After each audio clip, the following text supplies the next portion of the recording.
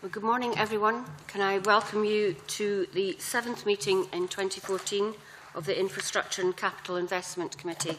Can I remind everybody to switch off their mobile devices as they do affect the broadcasting system. But having said that, some committee members may access their committee papers on their tablets. Item 1 is a decision to take business in private. Can I seek the committee's agreement to take item 4, which is consideration of the committee's draft report on the proposed third National Planning Framework and consideration of any future drafts in private? Is that agreed? Yeah. Thank you. Agenda item 2 is the Housing Scotland Bill. Today we're going to take evidence from representatives of COSLA and Alacho on the Housing Scotland Bill. This is the last stakeholder evidence session before the committee's oral evidence from the Minister for Housing and Welfare next week. So can I welcome Councillor Harry McGuigan, spokesperson for Community Wellbeing and Safety for COSLA, Silke Eastbrand, Policy Manager from the Community Resourcing Team, and David Brewster, Senior Environmental Officer, all representing COSLA, and Jim Hayton from South Lanarkshire Council and Tony Kane from Stirling Council, both representing Alacho. And I also welcome Patrick Harvey, who's joined us for this session. So, Adam, would you like to start off the questioning? Thank you, Convener, and good morning, ladies and gentlemen.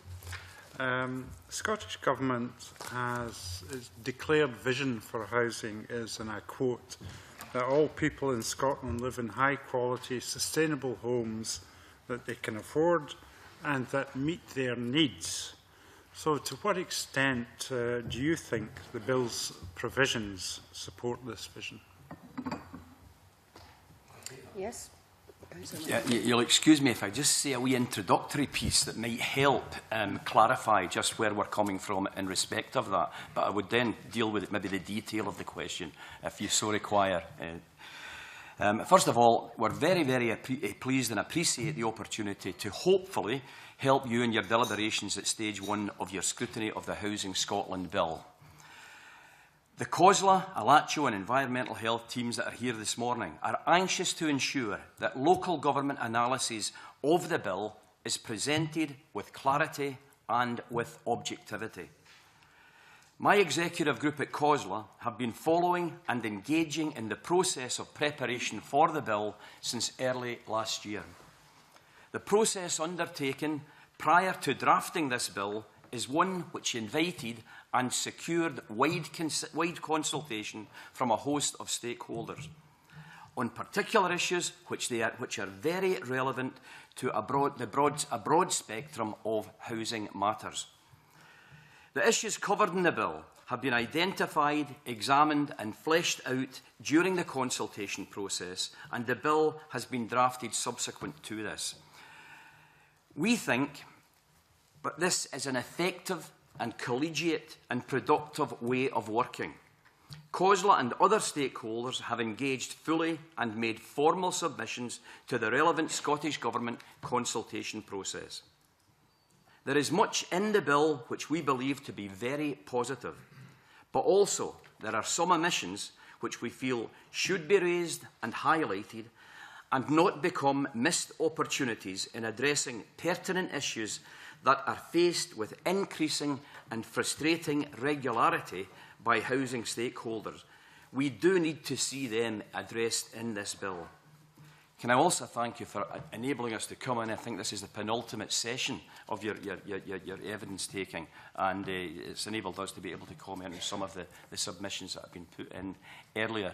Can I just say, basically to the question, as far as the provisions contained within the bill around the general housing issues, we think they are sound, they're consistent with what we've been working for a long time in local government and in COSLA, along with stakeholders, and we want to continue to make that something that can happen and happen in a productive and useful way. But if there's any specifics that you want to ask in relation to that. Well, my colleagues will certainly be following up on that. Does anyone else care to have a comment on how well this bill's provisions actually promote the vision that the Scottish Government has for housing? Yes. Jim? Could I just say one thing first, Chair, just for the record, that I no longer work for South Lanarkshire Council. I did until a few years ago. For the last couple of years, I've been fully employed as a policy advisor to local authority chief housing officers. Could I beg your indulgence and just ask you to repeat the terms of the vision again, please, that you set Yes, out there? surely. It's that all people in Scotland live in high-quality, sustainable homes that they can afford and that meet their needs. Okay. In common with COSLA, Alacho, in our response to the consultation, gave a broad welcome to the terms of the bill. It's essentially about existing houses and the way that those houses are allocated and some of the issues that affect the people living there, with the possible exception of the proposed abolition of the right to buy, which Alacho, again, common with many others, welcomed as a measure to increase the supply of affordable housing, which we see as the major pressing issue in Scottish housing today. So, yep, there's a fair bit in the bill that will help to achieve the vision, not just in the social sector, but also in the private sector, and particularly the private rented sector, which many of us again see as one which gives us many pressing challenges. And I think the bill helpfully sets out some measures and provisions that will help us to improve the situation in that sector also. So a broad welcome to the bill from Alacho. I mean, I would make a simple observation about the vision, which is, insofar as it goes, nobody would argue with it. However, the major policy gap at the highest level, UK level and Scottish level, seems to me to be a detailed articulation of what a stable and properly functioning housing system looks like, and what the policy actions are required to ensure that it remains stable in the longer term. And in particular, answering directly questions like what we mean by affordable and what an appropriate balance in tenure mix ought to be across the system as well. Thanks very much. I'm sure some of my colleagues will get into more of the detail. I note from your opening remarks, Councillor McGuigan, that you appear to be content with the consultation process that the government adopted for the bill. Does anyone have any issues with that consultation? Are you quite happy with it? If I just say that we think it's the correct way to work, rather than leave a situation where issues emerge in the bill and it delays the whole process and can cause considerable frustration. I think it is the best way to work, quite certainly. We've been asking that this happens on some of the work that we've been doing with the Scottish Government, and I think the dividends that we're seeing here are good. Likewise, from Alacho's position, there were several strands of consultation went on prior to the bill on the right to buy and the options around that, on potential changes to housing allocation systems. There was a lot of detailed consultation in a big group of about 15 interested parties looking at options there. There were some detailed consultation on the proposal to introduce or to have a housing dispute, housing tribunal for dispute resolution, and last but not least, some very detailed consultation too on measures for the private rented sector. Very helpful, I think, to have all that done in the last year and a bit. We didn't get everything that we sought out of that consultation, and I've set out in our response some of the areas where we think the bill could have gone a bit further, and you may wish to questions about that a bit later. But in broad terms, I think and I think we point this out in our response too, that we were pleased with the format and the inclusive manner that the consultation took. Right, if we move on to specific sections then, first of all, the right to buy, and Alex, you've got some questions on that. Thank you very much, Convener. I think you've all made it clear that you're in favour of the abolition of the right to buy. And the first question I was going to ask is, what benefits do you see that bringing to social landlords and to their tenants? the right to buy is something that we think is the abolition of the right to buy is something that we think is absolutely necessary if we are going to be able to meet the requirements and the demands in our communities for housing. We do feel, however, that the timescale for that, 3 years, is being proposed in the bill. We feel that that can be shortened and should be shortened to a more reasonable timescale. There are some nervousness on the part of some that this could result in a gallop towards purchasing homes before the deadline date. There's no evidence that that happened when it was, pressurised area status and right to buy being abolished there. So, right to buy is the abolition of right to buy is something that we welcome. We do consider that we have to find a balance between the ECHR and the Convention of Human Rights on these matters and the desperate needs that we have in our communities for affordable social housing. Jim? Yeah, as with almost all aspects of housing policy, the right to buy is really a decision about competing priorities and some difficult decisions to be made. And as we've said in our response, we fully acknowledge that there are trade-offs there, that many people in Scotland, perhaps the majority, still have legitimate aspirations towards home ownership, but that has to be balanced with what we see some fairly pressing needs on the affordable housing side. I think Scottish Government statistics record from memory about 140,000 people on waiting lists. So we came to our view kind of weighing up the pros and cons of retention versus abolition, and concluded that in the current climate that having available in perpetuity a supply of affordable rented housing that would otherwise be lost to the sector outweighed the legitimate aspirations that some people, a significantly reduced amount going by sales in the last few years, but some people's legitimate aspirations for owner occupation. So it was a kind of, we think, a rational decision based on an assessment of the competing priorities. You get anything to add, Tony? Yeah, in terms of operational and strategic planning of the provision of housing services, one of the key issues with the right to buy is it makes it almost impossible in the longer term to be clear about the asset base and the long-term income streams that you have available in managing that stock and developing services, and in particular in relation to meeting housing needs in rural communities. If you cannot be certain that the provision that you have put in place today will still be there in 10 years' time, then you cannot be certain you're going to be able to meet those needs in the longer term.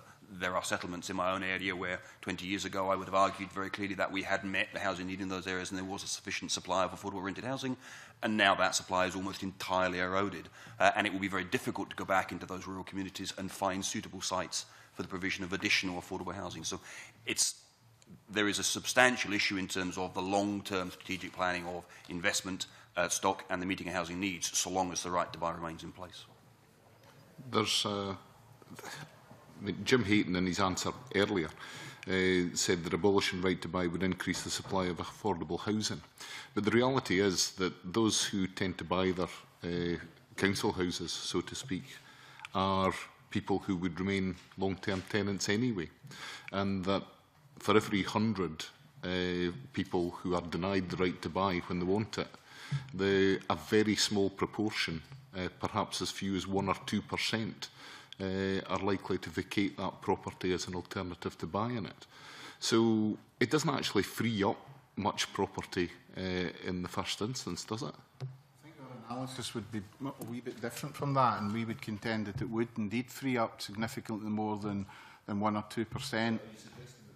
Who would wish to buy their property, once denied that right, will then vacate the houses they currently occupy? They may do, depending on the state of the housing market and how strong that aspiration is. Several things are affecting the right to buy, not least the significant change over the last few years in terms of the discount provisions. So the demand for it has tailed off significantly. But we did take these factors into account, and we did conclude that, or most authorities, that a majority of authorities, but as with most things, there would be some differences. But by and large, we certainly felt that the advantages lay with abolishing the right to buy. You see the effects on the affordable housing supply as being long-term rather than short-term? Yeah. Yeah. Does anybody else have a view or a different view on that? On it, you know, there are many people, you know, in our country that were opposed to the right to buy right at the very outset, because we made the statement quite clearly and categorically that it would only be certain types of properties that would be bought. And now we find ourselves in a situation where people who have bought their homes in that situation are indeed moving into, if you like, other homes, and they're using that as collateral for the other homes. It then creates a situation that's grossly unfair as far as we are concerned, in that stock that would have been available for ordinary people to move into, people that can't afford to buy their own home, has been lost and is simply being taken over by people who can afford to buy it. And that's a dangerous precedent to set in our country, I think. There is plenty of evidence statistically that suggests that right to buy was withering on the vine in Scotland. And the numbers in recent years are a tiny fraction of what they were at their peak. I believe we're now at a point where under 1,000 houses a year were actually being bought by their tenants. The proposal to abolish that right, ironically, is likely to cause a spike in those taking up the right to buy. We heard anecdotal evidence, actually from a housing association representative last week in Dumbarton, that there had been a significant increase in the number of applications or expressions of interest that they'd had. And there's been statistical evidence in the past week that says the number of expressions of interest is already 50% up on recent years at this stage. So by proposing the abolition, are we not actually making the problem worse rather than better? Are we not going to lose a large section of our available affordable housing stock in the process of ending the right to buy? I think the evidence that we have, it's interesting that you say, you know, this is current, it's just this week that this information has come out. Yeah, we would say that the evidence is not strong that you get the housing spike, you know, people rushing to buy before a particular deadline. And I mentioned in the introduction the pressurised area status, you know, where there was right to buy there.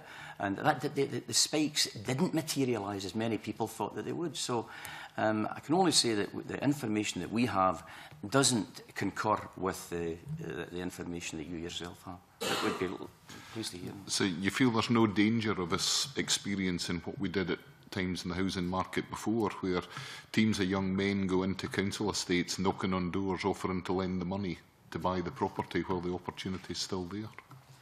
We would certainly hope that that doesn't happen. And, you know, can happen as well, but I have grave concerns that by moving to abolish right to buy, we're actually accelerating all that's negative about RTB in an attempt to prevent all that's positive about it. No, I don't think we are. I think what we are doing is sending out a very, very clear message of the priorities that we address in our communities, where there is a desperate need for affordable housing for people to rent. And that's what we're aiming to do. You'll have people coming to your own surgery, and you know they're in some dreadful situations. And that misery has got to be dealt with. So we've got to, I think, maximise the housing resources that are going to be available for use. We've got to build more houses as well, but this is an important step in the right direction. And I don't think for a minute that we'll have the teams of people going around housing estates, champing doors and asking people to buy their houses. I think that's a dramatisation of what actually is the reality. A dramatisation is potentially what I'm talking about, but I'm trying to look into the future to see what would happen. And my concern is that by ending right to buy in this way at this time, we may be saving 20 or 30 houses a year across Scotland to be re-let in any one year. But by doing so, we may see 10,000 houses sold to their occupiers. No, I don't. I mean, on this. I think, again, looking in terms of strategic planning around public sector housing. We manage our stock and investment over a 30-year period. We are currently planning or assuming that we will sell something over 10% of our total stock over that 30-year period, under the right to buy at current levels of sales. It may well be more than that, depending on how mortgage market and other things change. It is possible, I don't think you can predict, but it is possible that there may be a rise in right to buy sales over the next 18 months to 2 years, or however long the sunset clause is for the right to buy. But in terms of long-term planning, that's preferable as a way of extracting ourselves from a policy position that has had its day. Whatever the relative merits of it were in 1980, it has definitely had its day. That's a risk, that's a process that we need to go through in order to get to a place where we have the possibility of long-term planning around the provision of housing. The other point to make in terms of the longer-term impact of the right to buy, and the point you make about buyers not necessarily moving on immediately is a fair one, but in the longer term it is clear that something up to a third of all the properties that have been sold under the right to buy are now in the private rented sector, and the right to buy is driving the growth of lower quality private renting in many already pressured communities, and that is problematic. Mrs. Brand, do you want to come in? Yes, just to come on the 50% expected rise in sales. We are aware that very recently there has been information in the press about an anticipated 50% spike in sales. However, we've been following this matter for quite a while, and I think Councillor McGuigan has outlined the mechanisms we've had in terms of our executive group and our task group. And I've only received a couple of days the evidence, for example, from Perth and Kinross that there's no expected spike or rise in sales, and we've got the evidence from the pressurised area status. So I think the evidence that we have is certainly contradictory to what has been in the press only a couple of days ago. Where do you think they might have got that idea that there's a spike? We don't think that can be substantiated. To make the point, you say it's profitable. If these gangs going round chapping doors and asking people, we'll provide the money and so on. Of course it is. That does happen, and that will continue to happen right up until the moment that the legislation is approved. But it's wrong that should be happening. It's wrong that we can have situations where you can have a landlord buying up 3, 4 and 5 ex-council houses in North Lanarkshire. There's something seriously flawed in an acceptance of that as being good, sensible housing policy. That's an abuse. In capital letters, it's an abuse. Where you don't just have tenants buying their own home, you have arrangements made whereby in certain circumstances an individual can buy an auntie's house, mother's house. Those are things that we should tackle directly and tackle with a fierceness, quite honestly. Move on. Alex, have you finished? Sorry, did you want to come? The one other thing that I really need to ask that I haven't covered is the 3-year period, which you mentioned. What's your view on the 3-year period and how we could perhaps do that differently without contravening the human rights of individuals? I think that has to be looked at in the light of trying to find a balanced position between the rights that an individual has and the needs that we have as far as retaining a housing stock and growing a housing stock for affordable housing. As far as pressurised area status is concerned, there wasn't any reference at all, or any referrals, I should say, to ECHR in respect of that. And if we do this properly, and with some sensitivity, because there will be a disappointment there for some people, but if we do it properly in a sensible timescale that tries to find that balance, then we think it will be manageable and it'll be the right way to go about it. Did you want to come in? May I add a couple of short points? Councillor McGuigan's already highlighted the number of ex-local authority houses that become private rented houses. It would be fair to look at it the other way and say that a lot of the private sector homes are ex-local authority. That brings with it the variable standards of management that we know about in the private rented sector. Where benefits are involved, there is some evidence to suggest that we are paying out more in benefits where the same homes are in the private rented sector than we would have when they were local authority or housing association homes. The other very practical thing that local authorities do have to deal with is where homes or parts of buildings have been sold as private homes, maintenance becomes considerably more complicated, and that was really never considered in the original right to buy. To that. Okay, Alex, you finished? Yes. Yeah, okay. Right, Mary, I think you're next on social housing. Thank you, Convener. Good morning. Provisions in Part 2 of the bill are aimed at increasing the flexibility social landlords have in allocating, and they also make changes to reasonable preferences. Do you think the changes proposed are the right changes, and what impact do you think they will have? I'm happy to lead off on that. Again, quite explicitly in our response to the consultation, we say that we broadly welcome the changes, the proposed changes. We're not certain that most of them will make a huge amount of difference, but they are adjustments to the system which should be helpful.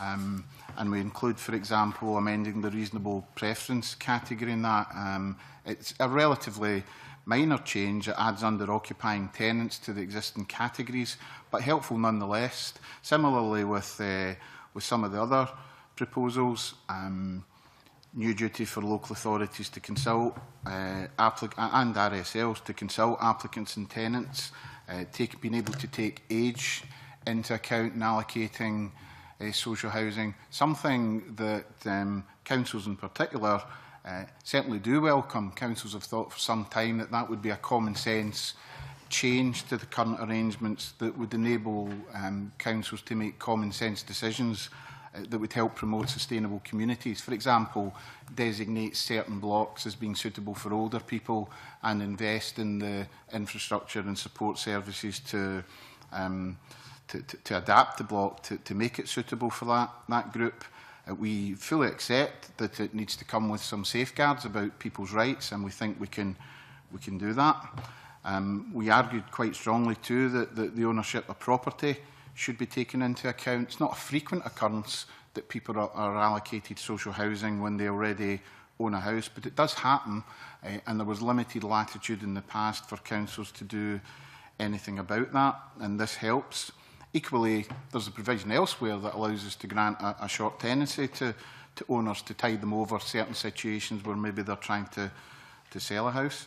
And probably the other one was suspensions, and we're not at all unhappy about government clarifying that. We'd be happy to work with government on the guidance and the regulations that may support that. Suspensions essentially in situations where applicants may have committed some antisocial behaviour or criminal behaviour in the past, and councils want to ensure there's a time for people to reflect on that and to reflect on the consequences before they get allocated housing.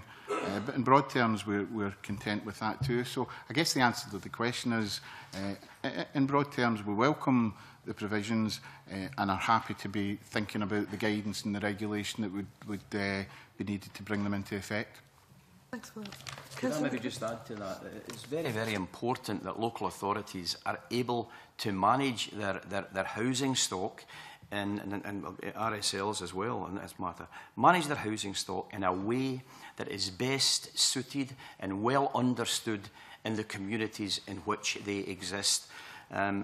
It's grossly unfair if certain special types of circumstances arise that cannot be recognised and given credence to because an allocation policy is riveted in a certain fashion. So we do believe that, subject to special cases in age and indeed in income, that's another matter that we do feel should be considered.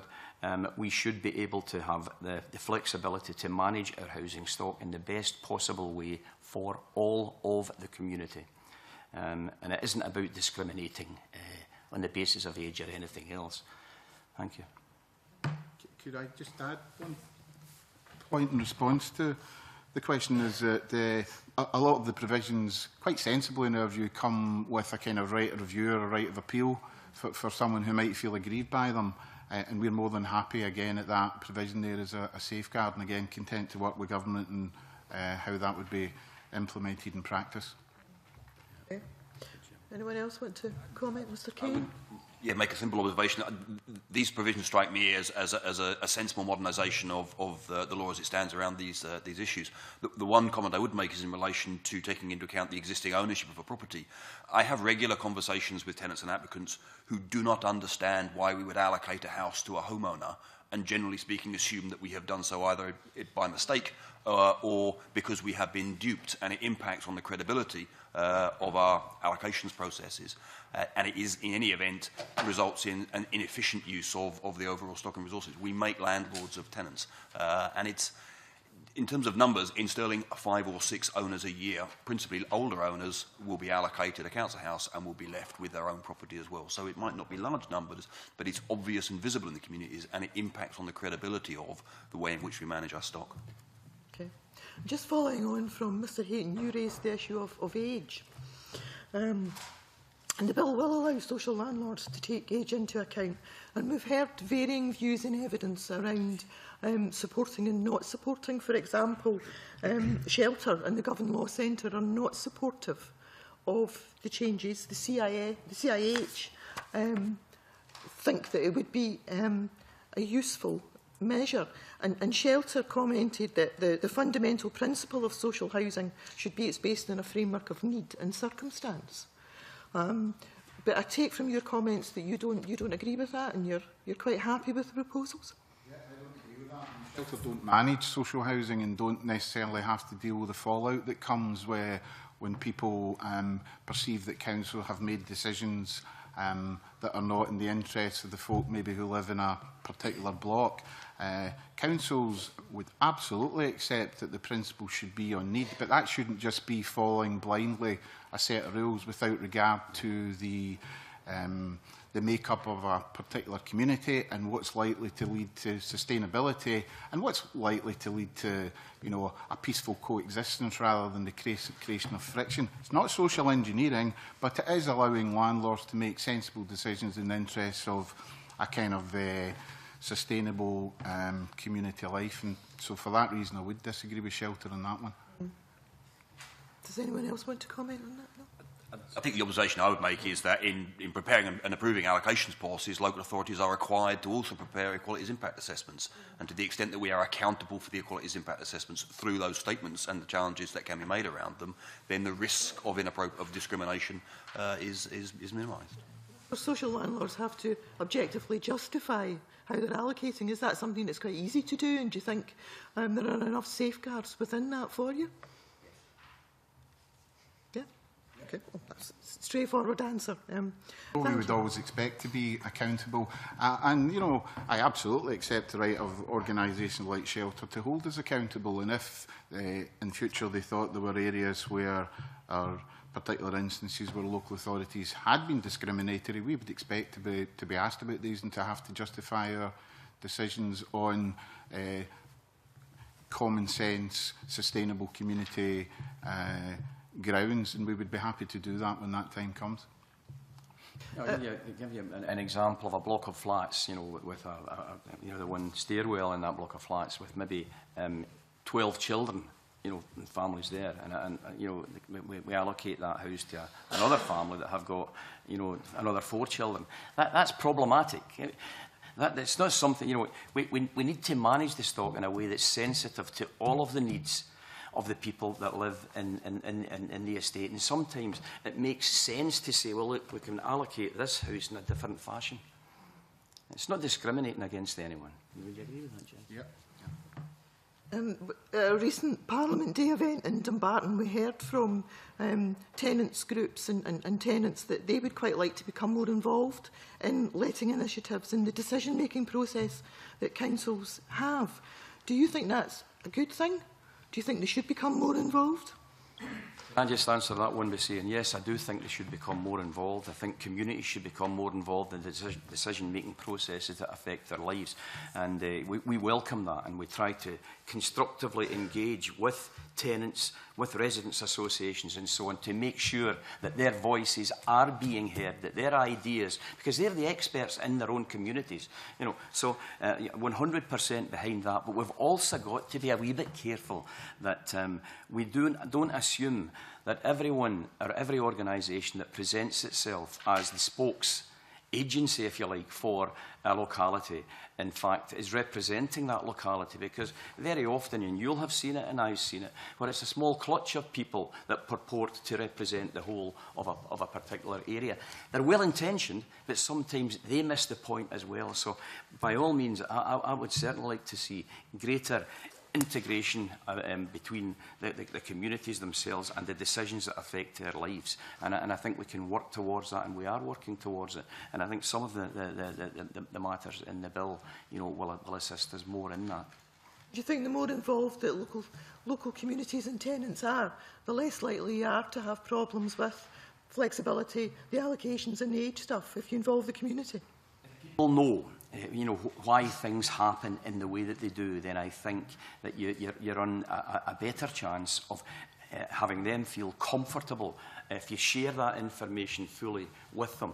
And you also create more confident localities, more confident neighbourhoods, if that information is being shared around. So it's the kind of subsidiarity that I like, and that I've certainly campaigned for all my political career.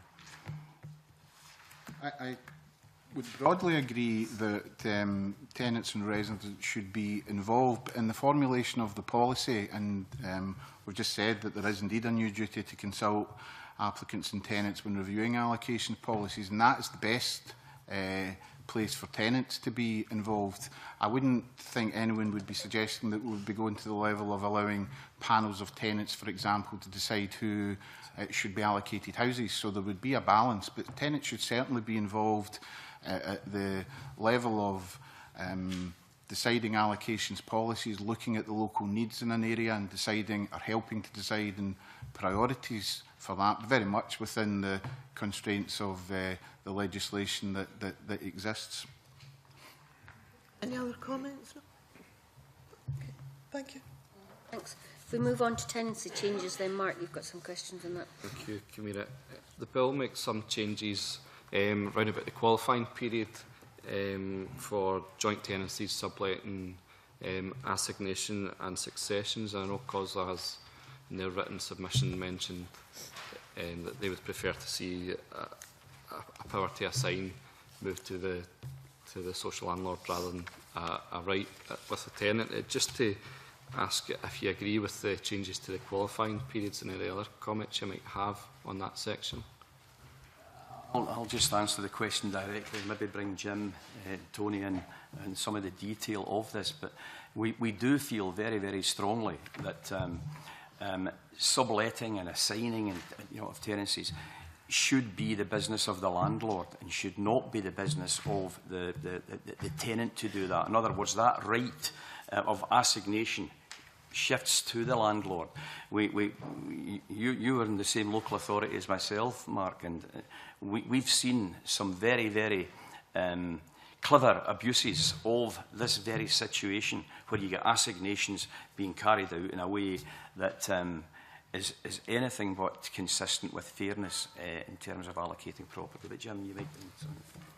Yeah, just broadly to agree with that.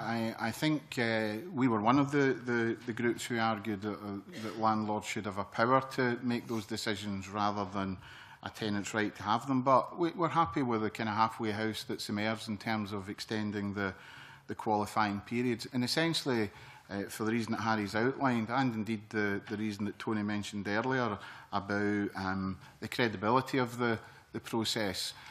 Every single housing manager could tell stories about perceptions of abuse of that system, where someone has moved into a house and claimed to have been living there for some time to succeed to the tenancy, or tenants deciding to assign the tenancy. to someone who might not have, and almost certainly wouldn't have been allocated that house on the basis of housing need. So although it doesn't perhaps go entirely the way that Alacho would have liked, we think it's a good move in the right direction and we would support it. Okay, just to move on, are you able to talk about any of the problems that councils have had when tackling and trying to solve problems with tenants' antisocial behaviour, including any problems that councils have had with the use of short SSTs and any court action where councils have been seeking to evict? One of the big disappointments for us in the bill is in relation to initial tenancies. I think some people call it probationary tenancies, but initial tenancies and the usefulness of initial tenancies, not the kind of interpretation of initial tenancies as being an attempt to try and make it easier to evict tenants for antisocial behaviour or for other reasons. We feel that initial tenancies is a tremendous opportunity to assist us in helping new tenants to understand what their responsibilities are and what their rights are, and to work with us as a group in ways to ensure that we can minimise the likelihood of antisocial behaviour developing. So, as far as initial tenancies are concerned, Jim will come in and maybe the more general point about antisocial behaviour and the tools that we have. I think we have to look deeper at the tools that we currently have, bring in more innovative means. One of the approaches that being adopted in North Lanarkshire at the moment, and I think it's a good approach, is in areas where there is perhaps unattractive features about the housing stock in a particular area and people don't want to be housed there because of stories about antisocial behaviour and so on, then instead of allocating a house to an individual who moves in there and is immediately has the perception that they're vulnerable, they're on their own and so on, that there's been a move towards, if you like, allocating collectively, maybe 4 or 5 families going into that particular block or that particular area at a particular time.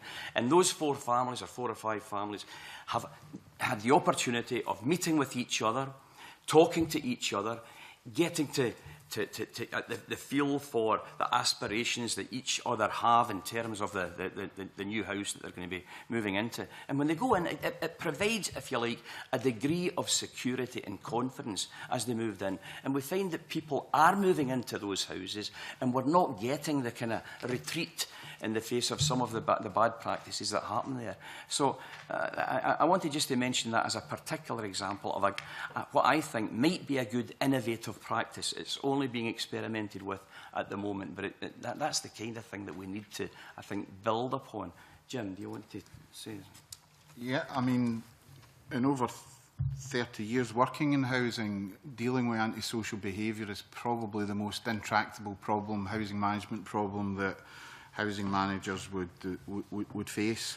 A huge issue for tenants, and I know the committee met last week in Dumbarton. I haven't read the report of that, but I'd be very surprised if that hadn't figured largely on tenants' agenda too. And I guess what's behind your question is the extent to which the provisions in the bill help landlords deal with that problem. And I think there are some welcome measures there that will help landlords both in dealing with the substantive elements of the behaviour, but also go some way to helping to convince tenants that landlords are not completely without power and therefore credibility in this area, because a frequent criticism that we face as councils and indeed RSLs that we're unable to deal with these problems when they emerge, that the court system takes far too long to sort out problems for people. Some tenants will say they've lived with really serious antisocial behaviour for 3 years and more.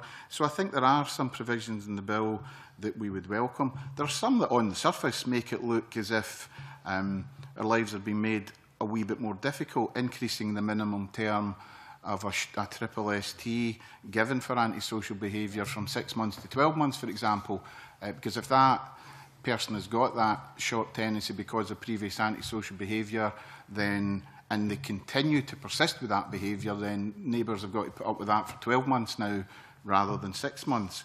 And so there are some disadvantages there, but equally there are some things to balance that, and we very much welcome the new requirement for courts to grant an application for a possession order made within 12 months of a tenant's conviction.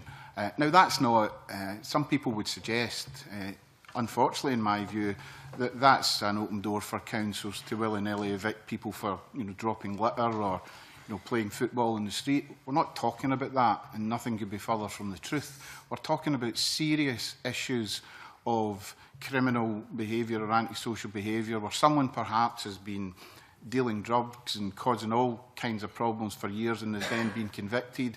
Is anyone seriously suggesting that council should reinstate that person or allow them to continue to live in that tenancy and say, well, it's just some support that's needed here? It just loses councils all credibility with tenants when that happens. So those kind of issues, with the proper safeguards and the right guidance and regulation, will be helpful to landlords in dealing with antisocial behaviour, and to the extent that the bill contains some of these, again, we would welcome them.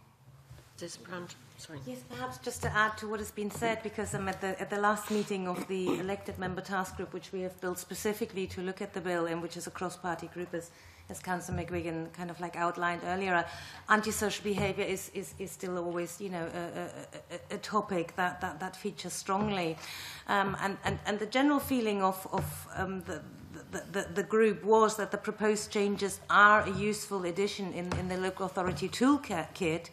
But at the same time, authorities are still struggling with a number of issues. Mixed tenure blocks, where antisocial behaviour arises from private properties, and this is links, of course, into the discussion we earlier had about the right to buy.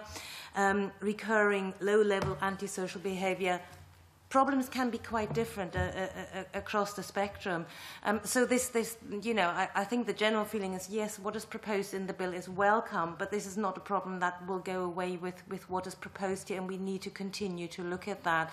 Innovative practices as much as other methods. Of course, the initial tenancies, which Councillor McGuigan has referred to, are a key issue here, as much as the disappointment that I think from our submission that was felt that the Housing Tribunal for the social rented sector was not being taken forward as part of this bill. That too. Yeah, can continue, Mark. When we raised the issue of short SSTs and concern about moving from 6 months to 12-month minimum period, it's been raised with the committee before that a lot of the people that are engaging in antisocial behaviour have underlying issues, whether that's mental health issues, learning difficulties, or just living in highly stressed environments, or simply that it could be an individual within a household who's committing antisocial behaviour rather than the whole household. Just to ask whether you think that the use of short SSTs can sometimes exacerbate that situation, sometimes make things worse, and that actually the move to 6 months to 12 months isn't a welcome thing in those circumstances. The short-term tenancy is something that can be used effectively. I wouldn't know, whether the evidence would suggest that it's more helpful to go for a 12-month shot on it. But certainly, at the moment, I think we use the arrangements to ensure that people with mental health problems are being supported, and it is being well understood, and that there is support going in there. The worrying one, though, Mark, is in relation to the antisocial behaviour being caused by other residents in the house as opposed to the tenant. And I think we've got to accept that the tenant has to have and has to accept some responsibility for the conduct of others in the home, and we have to make that absolutely clear to them. And this may, well, Jim, you can talk to the detail of the take. As I said in my response to the earlier question, it could be a mixed blessing. I mean, if there are issues that the council or any agency can genuinely work with, the longer period could indeed be helpful to make sure that person gets the support. We have a particular issue, I think, about coordinating services for people who might be in that position, and some of us have high hopes for the new health and social care partnerships coming in next year. That we feel sometimes in the housing profession that housing is left to deal with some of these problems that may have wider roots than simply housing problems. And you mentioned some, perhaps substance abuse or health problems or mental health problems. And we have high hopes that better integrated working with our colleagues in health and social care could ensure that the support that people get is kind of genuinely helpful and holistic and helps them to sort out their problems. But there is a possibility, if behaviour is intractable and it's continuing, that the extension from 6 to 12 months would work against us rather than for us. We have to accept that that is a possibility. What are your views around the simplification of the eviction process in cases of antisocial behaviour, and just ask whether you think there's a potential for continually moving tenants around the stock in a local authority area and just being a cycle of antisocial behaviour in different places rather than addressing the problem?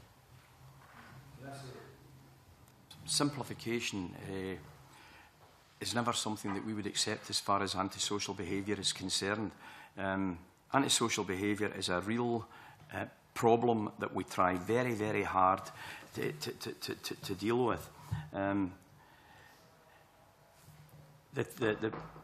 The idea that any of the proposals in here that we are arguing for, things like initial tenancies, are going to lead to are in here because we feel that we need to be able to evict people more easily is a nonsense. I do believe that we have got to continue to work with people in the situation that they are in. But if we cannot find solutions to that, then there has to be interventions. And this is what Silke is talking about in terms of the toolkit. We have to be there has to be a real examination of what other ways we are able to deal with this scourge of antisocial behaviour, because it destroys lives, Mark. You know it and I know it. Jim?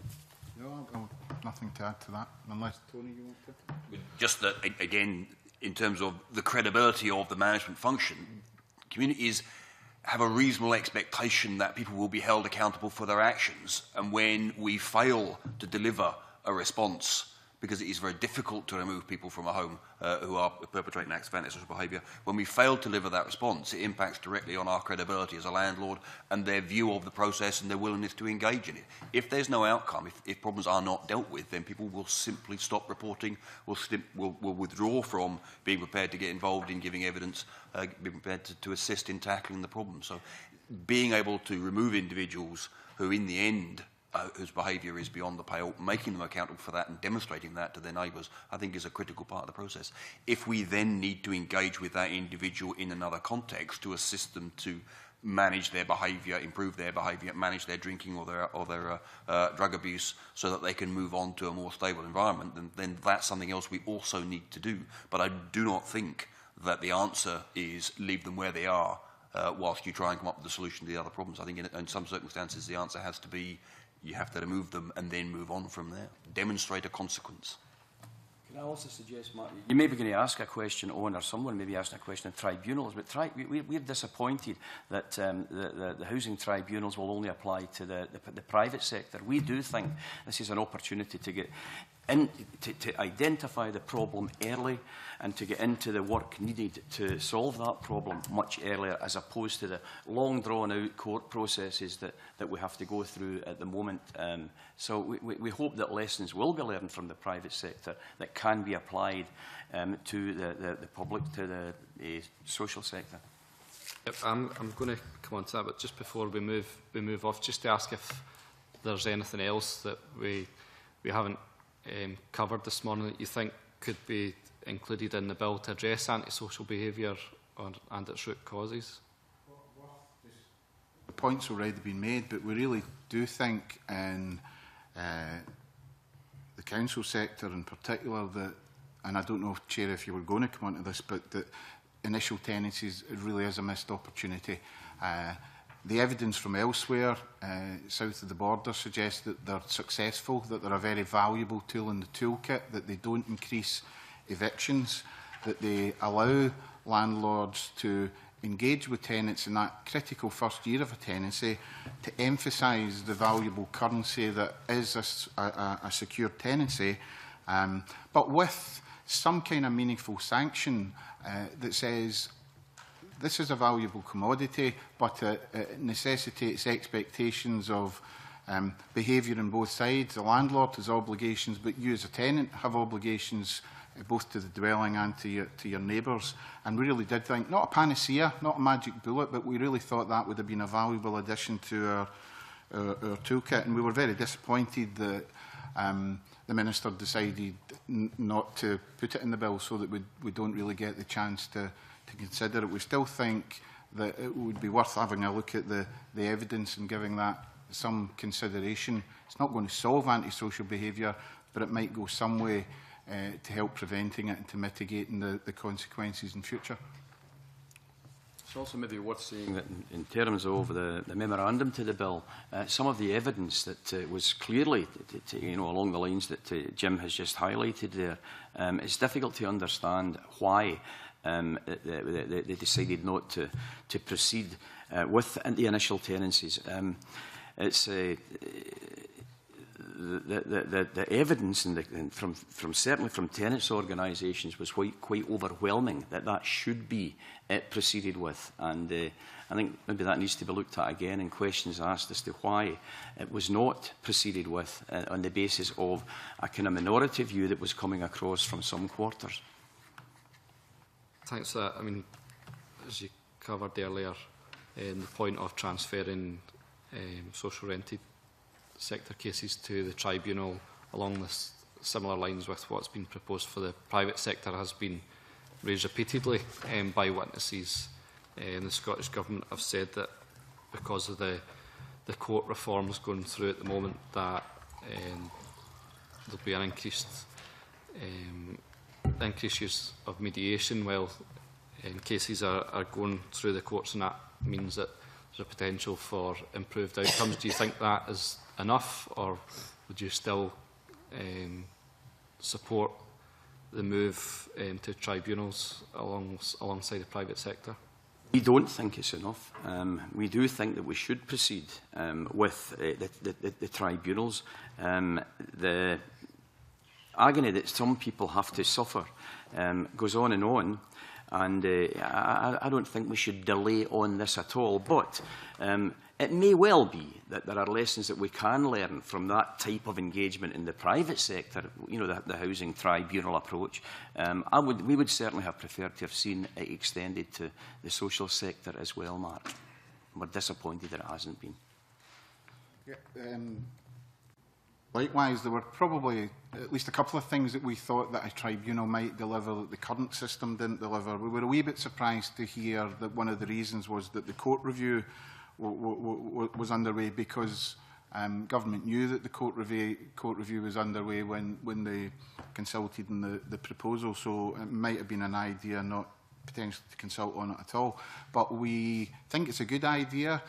We think it might have helped sort out two significant problems, one being this recurring theme of dealing with matters speedily and not having people who are suffering from antisocial behaviour in particular having to do that for undue periods of time. And secondly, the potential to bring together a kind of expert body of people who could consider these issues, maybe help streamline that process, result in better quality, kind of speedier decisions, not just in antisocial behaviour, but in any other matters that we thought would be under the jurisdiction of the tribunal.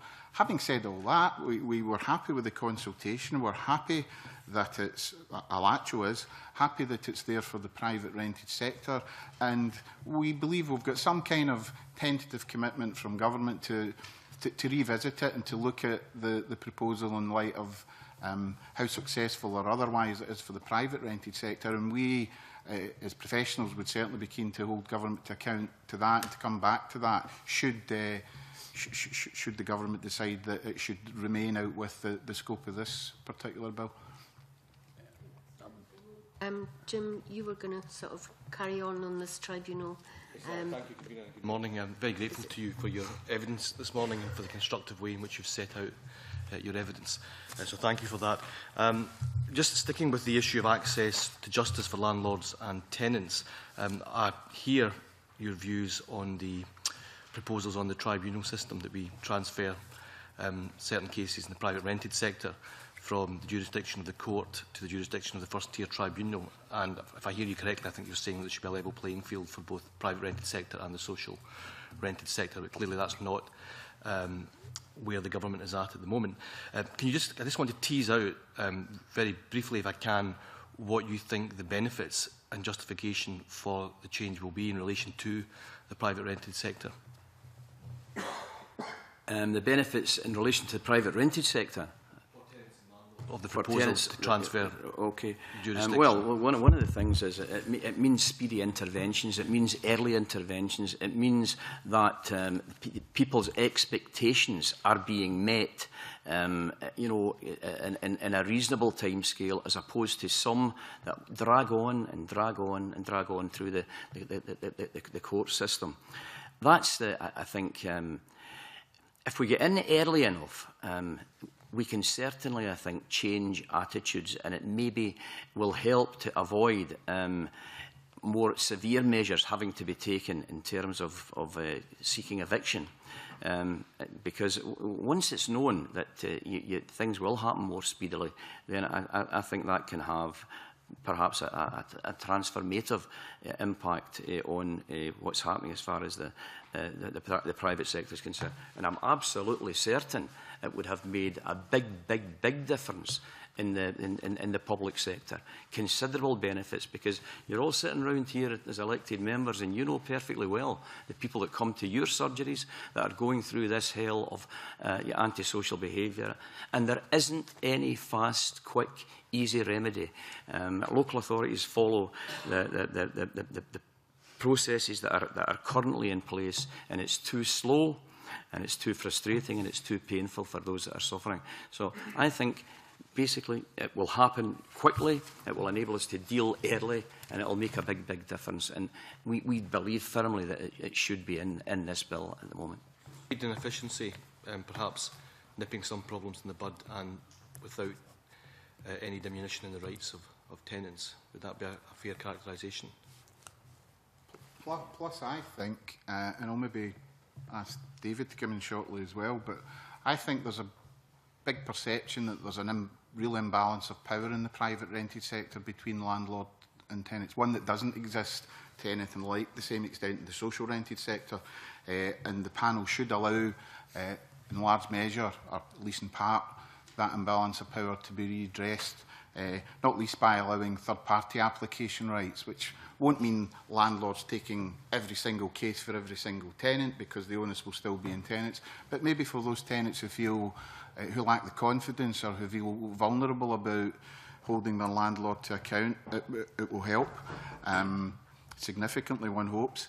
In terms of the regulating of letting agents and new code of practice that's proposed there, it would be the tribunal who would hear alleged breaches of that as well. So I agree with your succinct list that you've stated, but I think another would be to help redress the balance of power between landlords and tenants, and to do no more than get tenants access to their rights in terms of decent quality standards and tenancy conditions and so on. So I would add that one to it. I don't know if David needs to add in. Perhaps if I could add to that, I think there's a recognition that the standard of management of private rented properties varies enormously. We have some very good private landlords, we have some amateur private landlords, and we have those who probably should not be private landlords. At one end of the scale, where we have very good landlords, they do have difficulties, and it is a long and difficult process for them to deal with tenants who are problematic. At the other end of the scale, we have tenants with very difficult landlords, and the ability for them to go to the tribunal, which is a more informal approach, certainly helps to redress the power in favour of the tenant at that end of the spectrum. So potentially the slightly more informal approach, the more inquisitorial approach rather than adversarial approach, probably is to everyone's benefit. We've heard evidence from a number of witnesses that there's a lack of awareness amongst tenants and landlords about their rights and responsibilities. And Mr Hayton, your point that we need to do more to empower tenants and to hold landlords to account. I'm just interested to know from your own local perspective, as someone working within a local authority, what steps you have taken locally to empower tenants and to make them aware of their rights. We heard from Scottish Borders Council that they had been involved in radio campaigns and campaigns within the letting pages of local newspapers. So are those steps that you've taken or would consider? Yeah, I think I count as a practitioner at this end of the table. And we are always conscious of the need to ensure that our tenants are properly informed of their rights and their rights to redress when the council gets it wrong. We remind them of their rights to independent advice on a regular basis. We remind them of our complaints procedure and operate that complaints procedure as consistently as we can. And obviously we are also fairly diligent in ensuring that if they don't like the outcome of a complaints procedure, they have an option to go to the Ombudsman as well. I think I would, those are, to a lesser and greater extent, routine elements of the way in which you engage with tenants and try and ensure that they are aware of their options and aware of the routes to challenge their landlord when we get it wrong. I would make a couple of slightly wider points, going back to the issue of the management in the private rented sector. I would go slightly further and say that there is no culture in most of the private rented sector management which bears on issues of service quality. That is not what drives private landlords in managing their property, and it's not an issue that is foremost in their minds when they make decisions about their properties or in their attitude and behaviour towards their tenants. So anything that pushes that sector more towards trading standards and more towards service quality and a culture focused on service quality as opposed to property rights will be beneficial to tenants. Although, in the end, the power balance which revolves around the nature of the tenancy regime will always leave the whip hand with the landlord. The process of removal in the private rented sector is essentially arbitrary. Tenants feel that acutely. So the third-party reference to tribunals is very, very important in protecting their rights. In terms of extending that to the public sector, you may be quite surprised to hear me say that the main beneficiaries of that move will be tenants. It provides for them a significant additional option for holding us, public sector landlords, to account for our behaviour. We don't always get it right. There are occasions where we don't get it right over an extended period, and access to our tribunal, I'm being careful with my words there, access to our tribunal, I think, will give them some confidence that they have somewhere else to go to hold us to account. I think it would be quite a significant improvement in the rights of public sector tenants in that sense. Can I just say that I do think we should be, and I'd be surprised if local authorities, any local authority across Scotland, is not working in a way that tries to ensure good communications in respect of what services and what support people can receive in a situation of difficulty with a private landlord. But regardless of what you do, I'm sure you've had it and I've had it, people come to your surgery and, you know, in spite of the campaigns, to make that go out into the public domain in as clear a way as possible, they come along and say, I didn't know that, I didn't know I could do that. So we've got to keep working at that one. Nicely on to some questions that Gordon had about letting agents, but Patrick, you wanted to come in. Thank you very much, Convener. I just wanted to pick up on some of the comments about issues such as third-party reporting, and this is one of two powers that local authorities are given under the bill: third-party reporting or applications to the panel, and also enhanced enforcement areas. And these powers are given for local authorities to exercise at their own discretion. Now, COSLA's submission says, with regard to third-party reporting, we welcome this as a dedicated tool to be used by local authorities in special circumstances. A widespread expectation that local authorities take forward cases on behalf of tenants would have a considerable impact on resources. And of course, there are no additional resources attached at the moment to this provision. It seems to me, and I wonder if you would agree, that it would be wrong to expect either of these mechanisms to be widely used. Is that fair? from everything that we've spoken about today, if you read through the COSLA report that we put to you, you'll see that we repeatedly say these must be backed by adequate resourcing. And I hear what you're saying, it's cost neutral, the bill. There's no point in having power, you know, if the full recipe of needs is not being met there, because it won't make a difference. It won't make the changes that we require. So I would say to you that in a local authority, that this would be sensibly used. But if we were snowed under, then you know the service would not be of any great quality that we would want it to be. So resources are right at the heart of this. So it's more likely that local authorities might use these powers in very specific geographic areas, and if somebody's got a problem and they're not in an area that's got that kind of attention being given to it, they're not likely to have the option of asking a local authority to raise something on their behalf. Tony, I mean, I would expect these powers to be used as and when it's appropriate. I mean, the issue of resources is always a difficult one. We operate, and most authorities will operate with a specific allocation of personnel to the activity, and they will be there to deal with all of it, and they will do what they can. I mean, forgive me for just wandering beyond the brief for a moment, but one of our issues around that is landlord registration fees, for example, have not risen in 6 or 7 years. And setting fees is one thing, but you know, the Scottish Government also needs to accept responsibility for raising those fees so we're properly equipped. An increase in fees will increase our ability to deal with these issues. But I would expect us to use them when they are required rather than being and within our capacity, rather than fussing about whether or not the resources are there as a first Just issue. finally on this point, if I might, Convener, the policy memorandum talks at this point about alternative approaches. Consideration was given to allow other relevant parties to make an application to the PRHP. This option was rejected. But the bill itself gives this power to the persons given the discretionary power of third-party application are a local authority or a person specified by order made by the Scottish ministers. Would your organisations welcome ministers using that part of the bill to extend this power to others? For example, NGOs, perhaps student welfare rights advisors, perhaps even elected representatives who could raise an application to the panel on behalf of their constituents?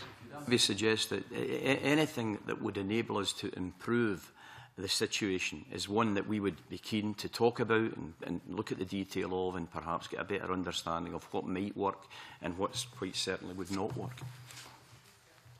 Would I respond to some elements of what you've raised? The COSLA response reflected the situation that arises where the public have expectations because a power exists. It is the experience of local authorities, for example, that there are still members of the public who live in their own owner-occupier homes, expect the local authority to come and fix the roof, for example, and therefore the use of and the balance of responsibility probably has to be still in favour of the tenant in this case. There are certainly circumstances where that power would be useful. For example, tenants who are particularly vulnerable. We also experience situations whereby tenants phone us up the week they're leaving a property and said, "It's awful, I'm getting out, please make sure nobody else goes in there." By which time there is no ability to do anything because only the tenant can report and the tenant has left or is leaving. And there are some circumstances where it would be useful. But certainly from a local authority point of view, we would want to make sure that the normal expectation would remain with the tenant to make those applications, but the ability to do so is a useful tool. Okay, we're rapidly running out of time, so if you can be as brief as possible, Mr. Heaton. Convener, it's just to respond to Mr Harvey's point about the powers perhaps not being used in a kind of widespread fashion, but nonetheless welcome. And you know, reading just before the session in the last couple of days, some other council submissions, and I see that you know these measures are something that Scotland's biggest city with some of the most intractable problems, Glasgow, have been asking for this for for years. So maybe not universally used, but nonetheless welcome as additional tools in the toolkit. Okay, if we move on, Gordon, you've got some questions on letting agents, but if it's been answered before, don't go over it again. And gentlemen, don't repeat yourselves. Suddenly, sorry, if you've already answered the question, you think. Okay. Thanks very much, Convener. The bill obviously provides for the regulation of letting agents. Do you consider there's a need for a statutory regulation of letting agents? And what do you think the benefits would be to consumers of letting agent services? The short answer is yes. I think this has been universally welcomed. It seems to be a gaping hole in the legislation at the moment, in the sense that any of us in the room could set ourselves up as letting agents and Monday morning and start operating with all that entails in terms of health and safety and conditions and so on. So a lot of people have been arguing for some time that they should be brought within the ambit of regulation, and we would certainly welcome that proposal. I'd embrace that as well. Add to that, it is a substantial gap. One of the particular factors is that the majority of private sector landlords are small with 1 or 2 properties, and therefore the majority are very reliant on having a good agent operating on their behalf. We do receive inquiries and complaints where landlords are relying on advice provided by agents who simply don't seem to know what they're doing. I mean, the registration will only work and provide a benefit if we're in a situation where it can be enforced properly. And the Scottish Association of Landlords, in their evidence on the 29th of January, said that the landlord registration is not being enforced properly by our local authorities.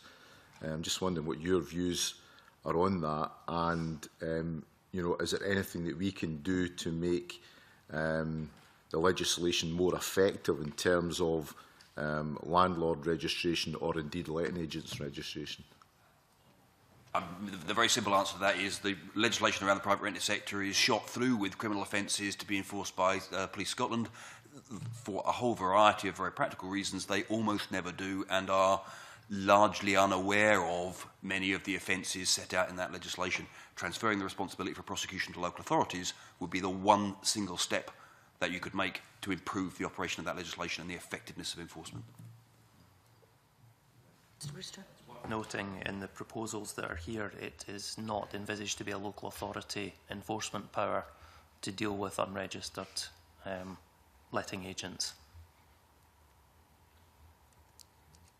I mean, forgive me because I appreciate there's a time pressure, but as a practical example, we recently managed to get a prosecution against a landlord, both for being unregistered and for an unlawful eviction. The unlawful eviction was, if you'll forgive the expression, an absolute stick-on. There was no avoiding that it had happened. When it eventually came to court, after some dispute with the police about whether it was a criminal offence there, the prosecution for unlawful eviction was dropped, and the fine for failing to register was about £200, well short of the maximum. And this was a professional landlord. Okay, and can I just add very briefly to that? I think we do identify there a possible anomaly that we need to address, which is the locus in terms of enforcing landlord registration line with local authorities and the responsibility for maintaining the letting agents register with central government. As I understand it, we absolutely need to join these two together so that we do get consistent, coherent action when it's needed. I'm not quite sure that we've got that sorted just yet, but it's something I think that we absolutely need to bear in mind if these new powers are to be effective. Looking at Part 3 of the bill on enforcement of the repairing standard, the committee's heard evidence from stakeholders about the need for stronger legislative requirements around electrical and gas safety in private rented housing. What would be the benefits of expanding access to the private rented housing panel by enabling third-party applications by local authorities to enforce this repairing standard?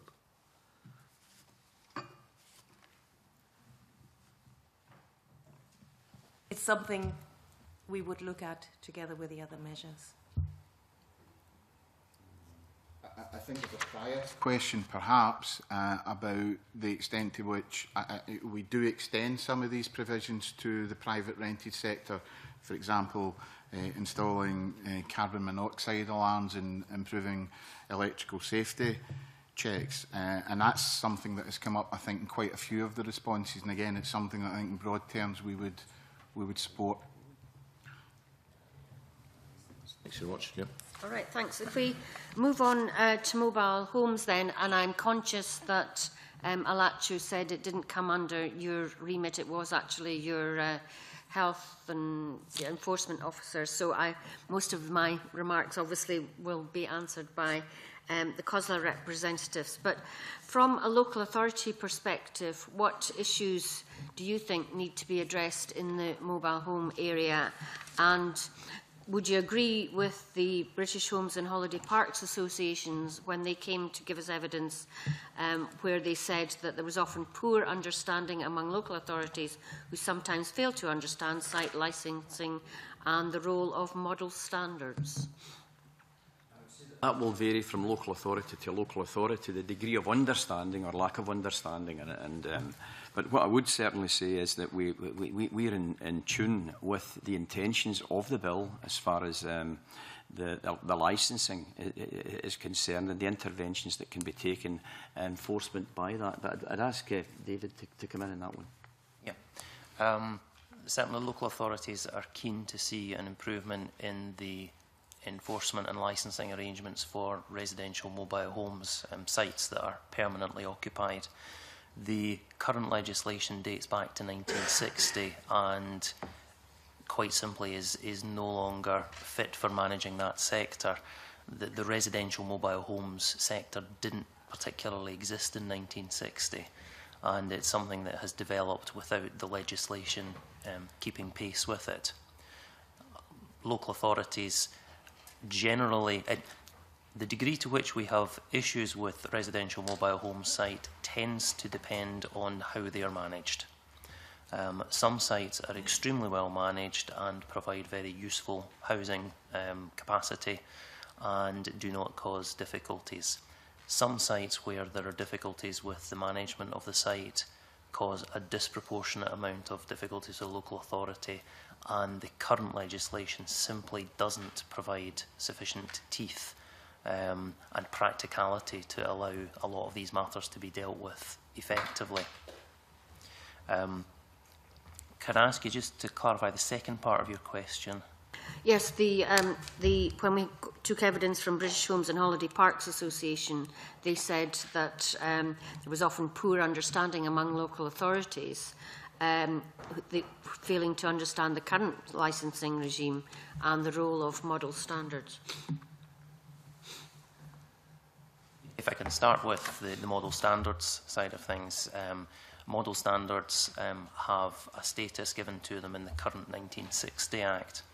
But one of the difficulties with that is, in fact, that is open to some degree of interpretation as to exactly what the status of model standards are. When these matters come to court, it's a subject of considerable debate as to exactly what status the model standards have. And that's something that has been raised by local authorities with the Scottish Government. I'm aware that it's something that it's having a look at. As far as local authority understanding of the licensing process is concerned, licensing of caravan sites, and these are legally caravans, is something that, unless a local authority has a lot of sites, it's not something that they spend a lot of time doing. There certainly is a lack of training available. There's a lack of good knowledge available as to how to deal with these matters. Local authorities, over time, staff do move on, so perhaps the one or two people who have a good working knowledge then end up moving to another authority or retiring, and so there is a need to try and keep that up. The development of residential mobile home sites has changed things somewhat, and it'd be fair to say that probably most local authorities in Scotland didn't necessarily understand the implications of these becoming full-time homes with requirements for services and so on. I think local authorities are becoming much more aware of that now. Could I just add to that? I think the issuing of new clear legislation around this is exactly aimed to address these issues. So there's clarity, there's in a way, you know, a tool to be used and understood by everybody.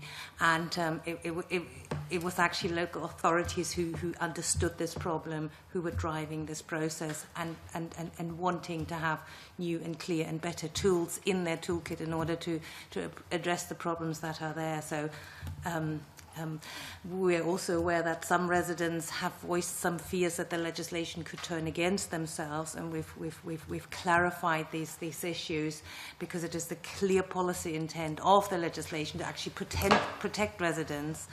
And we're absolutely sure that this legislation can be designed in such a way that residents will not suffer, but it is clearly to their benefit and to protect them. That brings me on to my next point, which was the 3-year licensing term, because, as you said, we heard evidence from some tenants' organisations that would give the park owners a kind of tool to threaten vulnerable people with, and that they might close down the park and all that sort of stuff. What's your view on that? We have heard exactly the same, and we followed that up immediately with the Scottish Government in terms of the design of the legislation. It is clearly nobody's, as I said before, it's clearly nobody's intent to let residents suffer. The whole reason why we want the legislation is to protect residents, and we are sure that the legislation can be designed in such a way that residents will not suffer. We've had reassurances that where unscrupulous site owners lose a licence, that the licence from the whole site is not being revoked, and therefore residents will not lose their right to stay, essentially. Do you want to? Yes, David. The bill already contains a provision whereby if a local authority refuses to issue or renew a licence, that doesn't affect the right of residents to stay on the site. What we perhaps cannot legislate for is intentional or accidental misstatement of what the law is and how it should be applied. But the issue of the residents' right to remain living on the site under the Mobile Homes Act 1983 has been addressed in the draft text of the bill, and we have had some further discussions with the Scottish Government as to how we can make sure those assurances are very clearly stated. Yeah, my experience is that, you know, some site owners are not liking the 3-year licensing period, so they are sort of putting a bit of fear actually into the residents on their parks. But the other thing is, I think there are a few local authorities that manage mobile homes pretty well, and I think it's spreading that good practice among other local authorities that have mobile homes. Councillor McGuigan, did you want to come in? No, No, not. right. Okay, just on enforcement on that, Jim, have you got any questions? Or I think we're fine. okay, Adam, do you want to wash up, as they say? Yeah, sure. The bill also makes some provisions regarding local authority housing condition discretionary enforcement powers. Is the range of provisions in the bill wide enough to be effective, or are further changes needed? Specifically, do you mean in relation to the private sector? Yeah, well, it basically it's local authority house condition discretionary enforcement powers we're talking about here. Is this where it's mixed tenure in a block or whatever?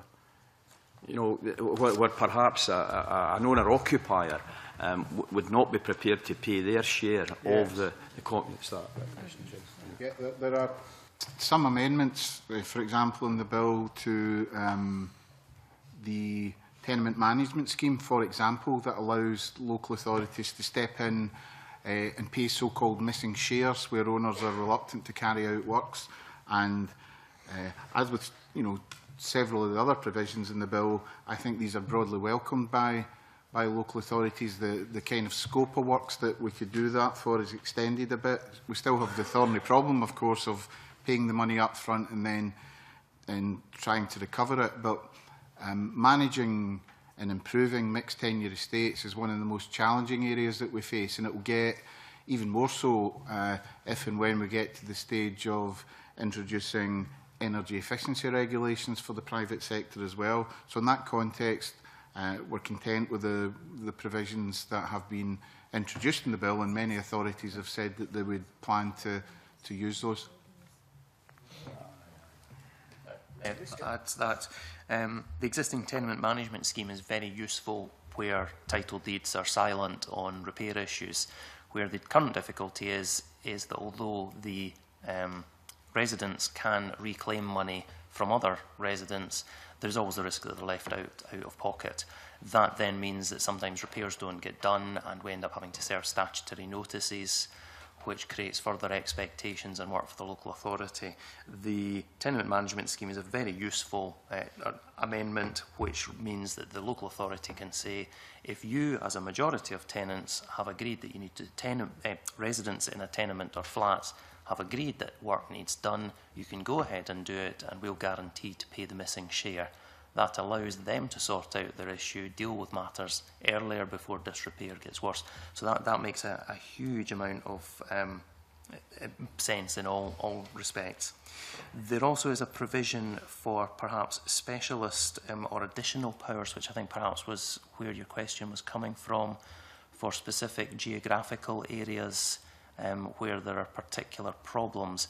There is a general proposal for that, but my understanding is the detail for that will to come through at stage 2 in the bill. Yep. Anybody got any final comments that they would like to make, or any members of the committee got any final questions? Make one observation, and it's in relation to the shelter proposition that we need to establish clearly defined, well, they don't say clearly defined, we need to establish acceptable standards in temporary accommodation across local authorities. Nobody in local authorities, I'm sure, would accept a situation where we were dealing with indecent standards, but we have to be clear about the work that is ongoing in order to make sure that we don't trip up before we have examined this whole matter fully. In other words, what are the standards that we're talking about? There has to be definitive standards that we need to identify, and we need to establish a benchmarking understanding across local authorities, and we're working with the Scottish Government and Shelter on this one.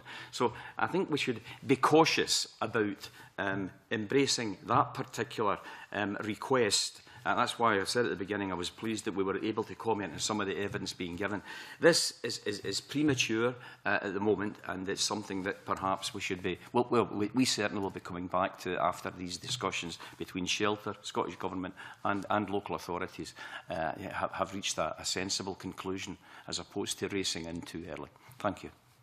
Are you talking about in the private rented sector? Because, I mean, housing standards are set in the public sector and, you know, fairly in public sector housing, and I think everybody sees the challenges and rises to the challenge to meet the housing standards that are set. But, you know, we should make sure, I think, we'd all agree that we want people who live in private sector houses to have the same standard of housing. That goes back to our first point about the vision for this whole bill. Yes, absolutely, absolutely. Yep. Why would you have a lower standard in the private rented sector?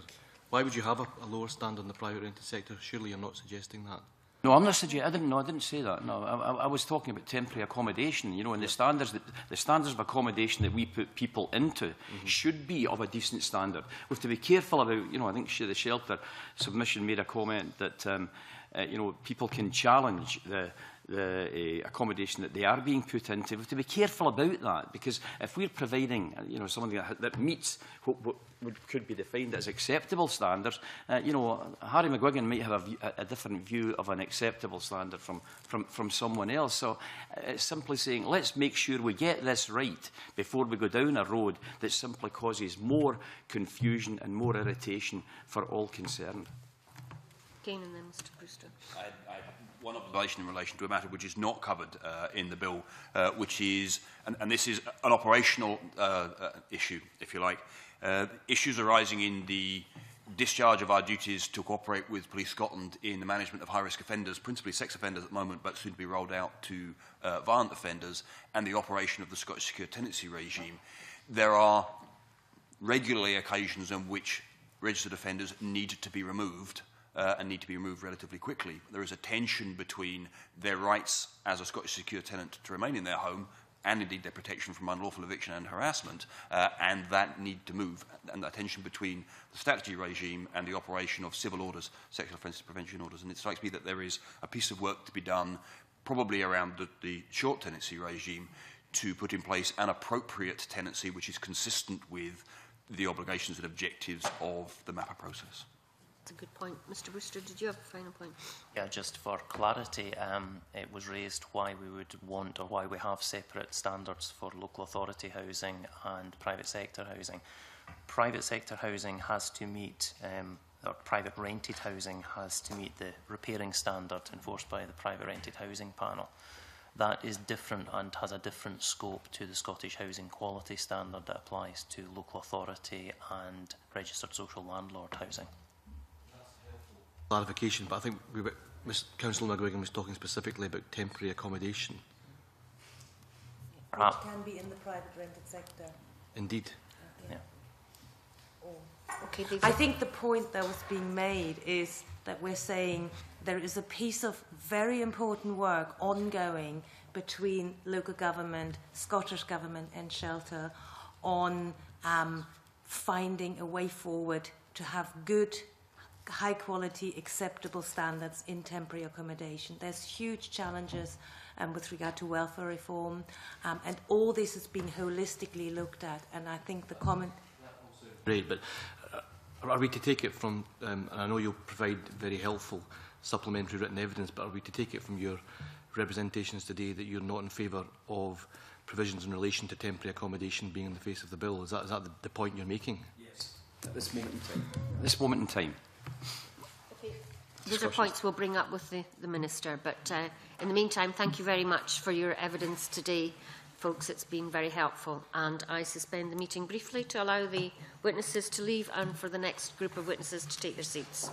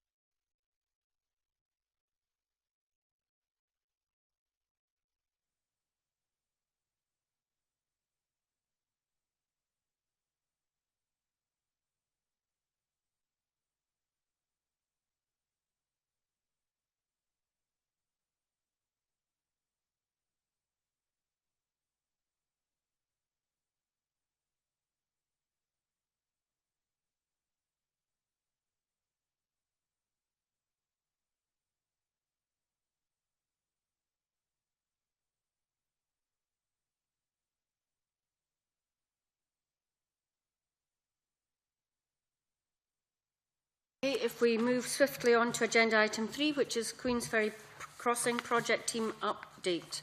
I welcome back David Climie, Project Director, and Lauren Shackman, who's Project Manager, Force Replacement Crossing Team from Transport Scotland. Mr Climie, would you like to make any opening remarks? Yes, thank you, Convener, members of the committee. I'm pleased to be able to report continuing good progress on all aspects of the work for the FRC project since our last appearance before the committee exactly 1 year ago. The 3 completed contracts are operating well, and progress on the principal contract for the Queensferry Crossing and the approach roads continues on time for completion by late 2016. Overall, this progress has allowed us to announce a reduction in the project budget range from 1.45 to 1.6 billion to 1.4 to 1.45 billion, as announced in the budget statement last September. This means that the project has realised £145 million of savings since the construction started in June 2011. On the Fife ITS contract, early monitoring during the first year of operation indicates that the southbound journey time savings are around 8 minutes during the morning peak period, with some 5 to 10 buses using the southbound bus lane also in the morning peak. The use of the bus lane is expected to increase with the opening of the Halbeath Park and Ride facility at the end of November 2013, and this facility is already being used by over 200 regular daily commuters.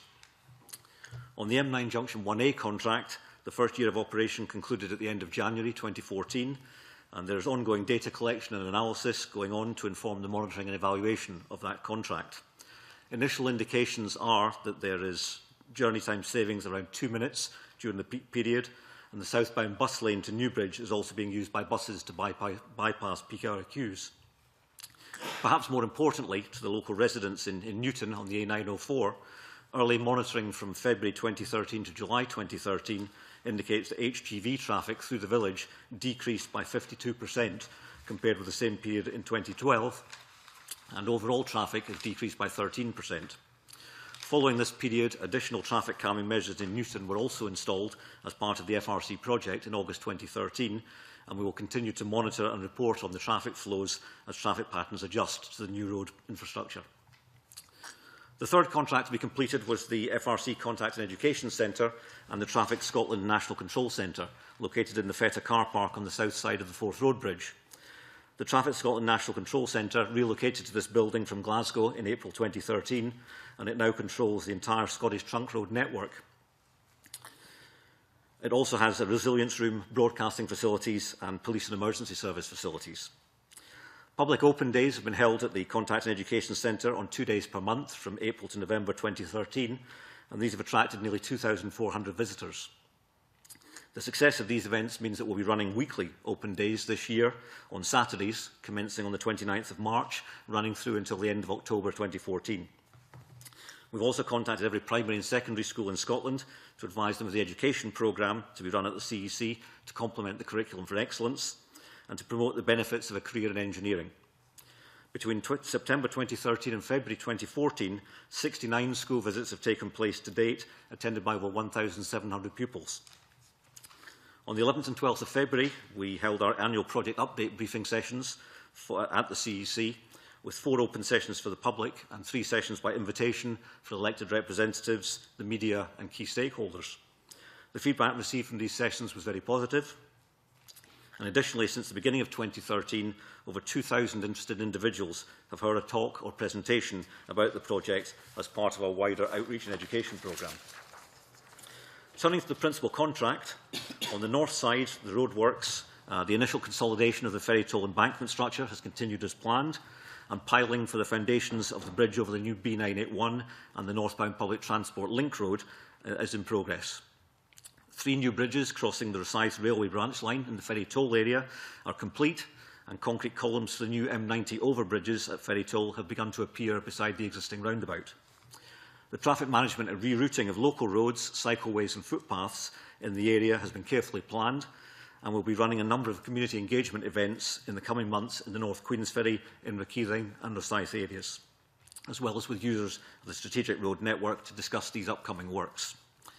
On the south side, work on the road alignment from Scotstoun past Dundas Home Farm to Echlin has advanced well and is clearly visible. The new B800 bridge is being constructed alongside the existing South Queensferry to Kirkliston Road, with the north abutment complete, and the new steel bridge beams are expected to be installed this summer. Traffic will be rerouted across the new bridge in early 2015, and with the existing bridge then being demolished later that year.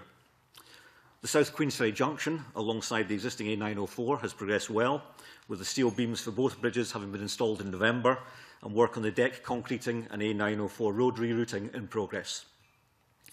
The work is being largely carried out offline in order to minimise any disruption to traffic on the A904, and once traffic has been rerouted through the new roundabout, the excavation work for the new M90 road cutting on the existing A904 road alignment can also be completed. Work to reconstruct Society Road to include a footpath and cycleway has been completed this year, 3 years ahead of the original plan, providing an early community benefit. And additionally, at the east end of Society Road, a signalised pedestrian crossing has been installed on the B924 by City of Edinburgh Council on behalf of the project, as required by the Fourth Crossing Act. That brings me to the newly named Queensferry Crossing, the result of the successful Name the Bridge competition held last year. Over 35,000 votes were cast for the 5 shortlisted names, and Queensferry Crossing received over 35% of those votes. The land-based approach viaduct piers S7 and S8 have been completed and are ready for the south approach viaduct steel to be launched across them. Fabrication of the steelwork at Cleveland Bridge in Darlington has progressed well, with the first deliveries arriving on site last September. The assembly work is progressing well, although largely out of sight of the local community in the cutting. And the first launch operation of about 80 metres of the northbound viaduct took place last December, and for the southbound viaduct took place in January.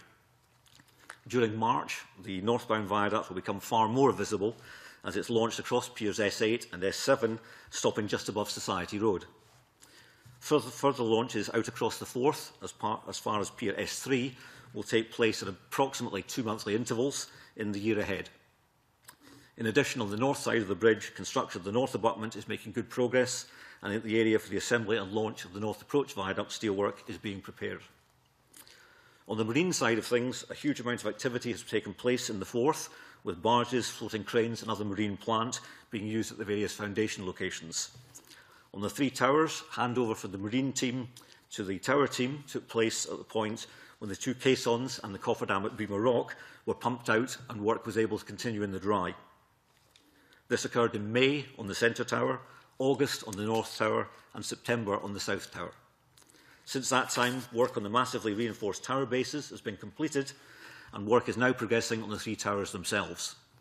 The centre tower currently leads the way, with 7 pours out of 54 completed at a height of 28 metres, with the north tower in second place with 3 pours completed, and the south tower just behind it with 2 pours completed.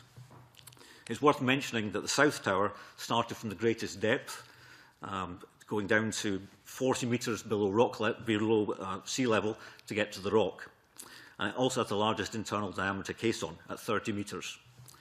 The underwater concrete pour in September was a world record quantity of 16,869 cubic metres, which was placed in a 15-day continuous pour, working 24 hours a day, using a fleet of 4 barges, each with 6 concrete mixers, using concrete supplied by the contractor's dedicated concrete batching plant in the Port of Forsyth. This means that more than 2/3 of the total concrete for the South Tower has already been placed.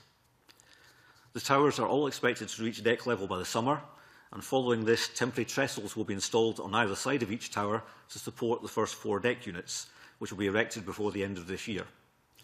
As you will appreciate, the progress that I have described means that the Queensferry crossing works will be increasingly visible to users of the Forth Road Bridge this year. And I would take this opportunity to reiterate the strong safety message that we gave at the recent project update meetings, that drivers should please keep their eyes on the road ahead and not be distracted by the adjacent construction works. We have webcams, which are accessed to the project website, which give excellent views of the work carried out on the project. So to summarise, 3 of the 4 contracts are complete and operating successfully. The 4th is progressing well, with 2013 having seen the transition from underwater to above water construction on the Queensferry crossing. And overall, the project continues to progress on time and to a significantly reduced budget, and we continue on schedule to complete by late 2016. Okay, thank you very much for that. Alec, do you want to start the questioning? Yes, indeed, Convener. The Sunday Herald doesn't sell many copies in my street, I have to say, but I hear it was a good read on the 23rd of February. How do you respond to the concerns that were raised in an article that day about the main towers and their construction? I think it's always very interesting to read articles like that in the press, and also to be able to respond to some of the points made in the articles. Clearly, on a major project of this size, the whole project lasts for 6 years. We're almost exactly at the halfway point right now. There's 34 months gone, there's 34 months to go. We have an overall programme which runs to over 250 pages. It has more than 18,000 activities in it. Some of those activities inevitably take longer than the contractor might originally have envisaged. Some have gone quicker. Some are reprogrammed as the work progresses.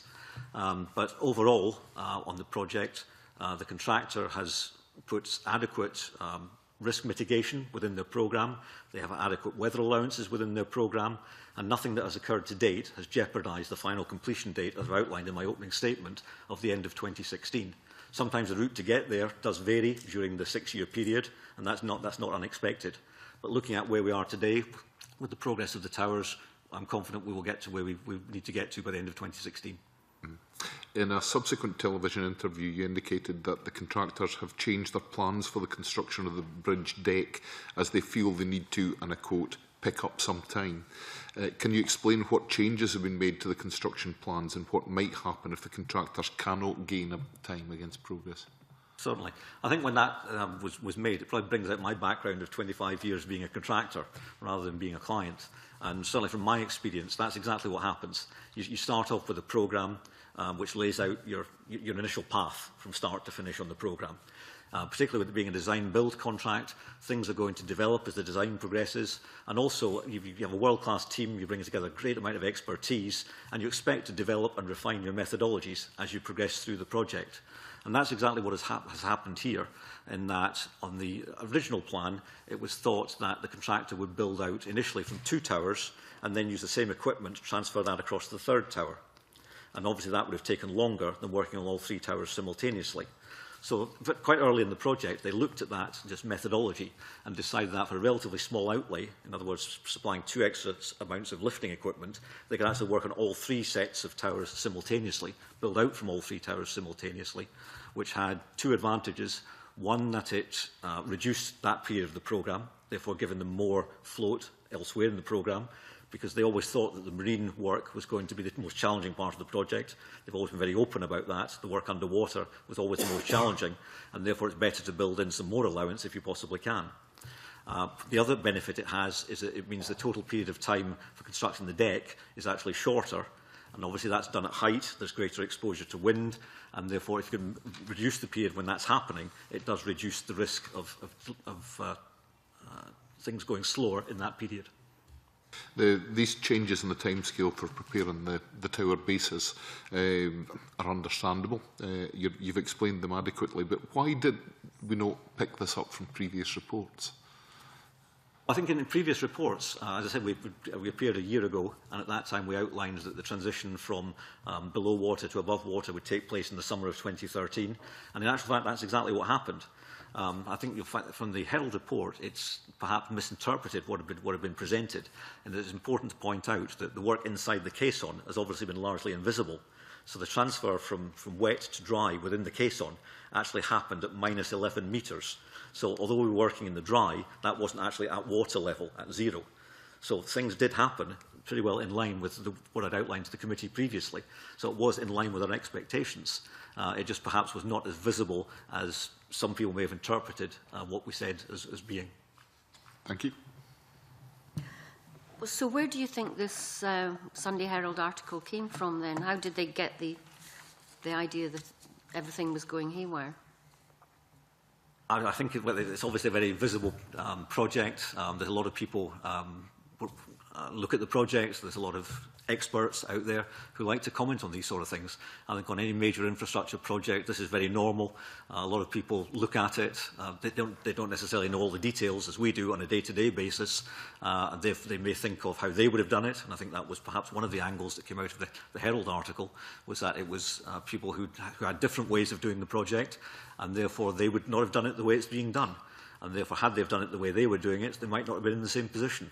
So it's very common, I think, on major infrastructure projects of this sort of size to have comment, speculation in terms of just what's going on and how things are developing. And were the Sunday Herald invited as part of your ongoing engagement process to visit, and did they? They were invited as part of the sessions that we had in February, and they didn't attend that session, no. Because at that session there was a very open quick question and answer session at the end of it. I attended it. Carlo Giummani, the FCBC project director, attended this as well, and would have been very happy to have addressed any of those questions had we been asked them. You finished your presentation by saying it was on time. You didn't say it's on budget. I think I said it was under budget. Under budget. Okay, right. Okay. Mark. Thanks, Graham. I had a couple of questions, but I think you've answered most of them in your fairly comprehensive opening statement. Just a point just to raise, just if you could highlight any key events in the construction that you think might be of interest to Parliament in the next 6 months. Yeah, I think as I outlined, obviously things are going to be very, very visible going forward. And what's clearly going to happen is at 2 monthly intervals, we'll see the South Approach Viaduct steelwork being launched out from the South Shore. So progressively, a V-shaped pier will appear, and then the Approach Viaduct steel will be pushed over that. And that's going to happen, say, roughly every 2 months over the next year. So you'll clearly see that coming out from the South Shore. In parallel with that, obviously the towers themselves, they are now visible, they're clear to see. We just jacked up the tower crane at the centre tower another 20 metres last Friday, so it's now well above the height of the Forth Road Bridge deck. By the summer of this year, the 3 towers themselves will also get to around the existing bridge deck height on the Forth Road Bridge. At that point, we'll put in some trestling either side of the towers, and then the first deck units will be appearing around the towers themselves because they're supported on these temporary trestles rather than the cables. So those will be appearing also before the end of this year. Thanks very much, Convener. I wanted to ask you about community engagement. Can you tell us what progress has been made in meeting residents' concerns which we raised with you back in March 2013? I'm hearing that there is no road cleaning regime, there's no routine cleaning regime in place on footpaths and roads. There's air quality concerns, particularly around about the Eckland Corner area.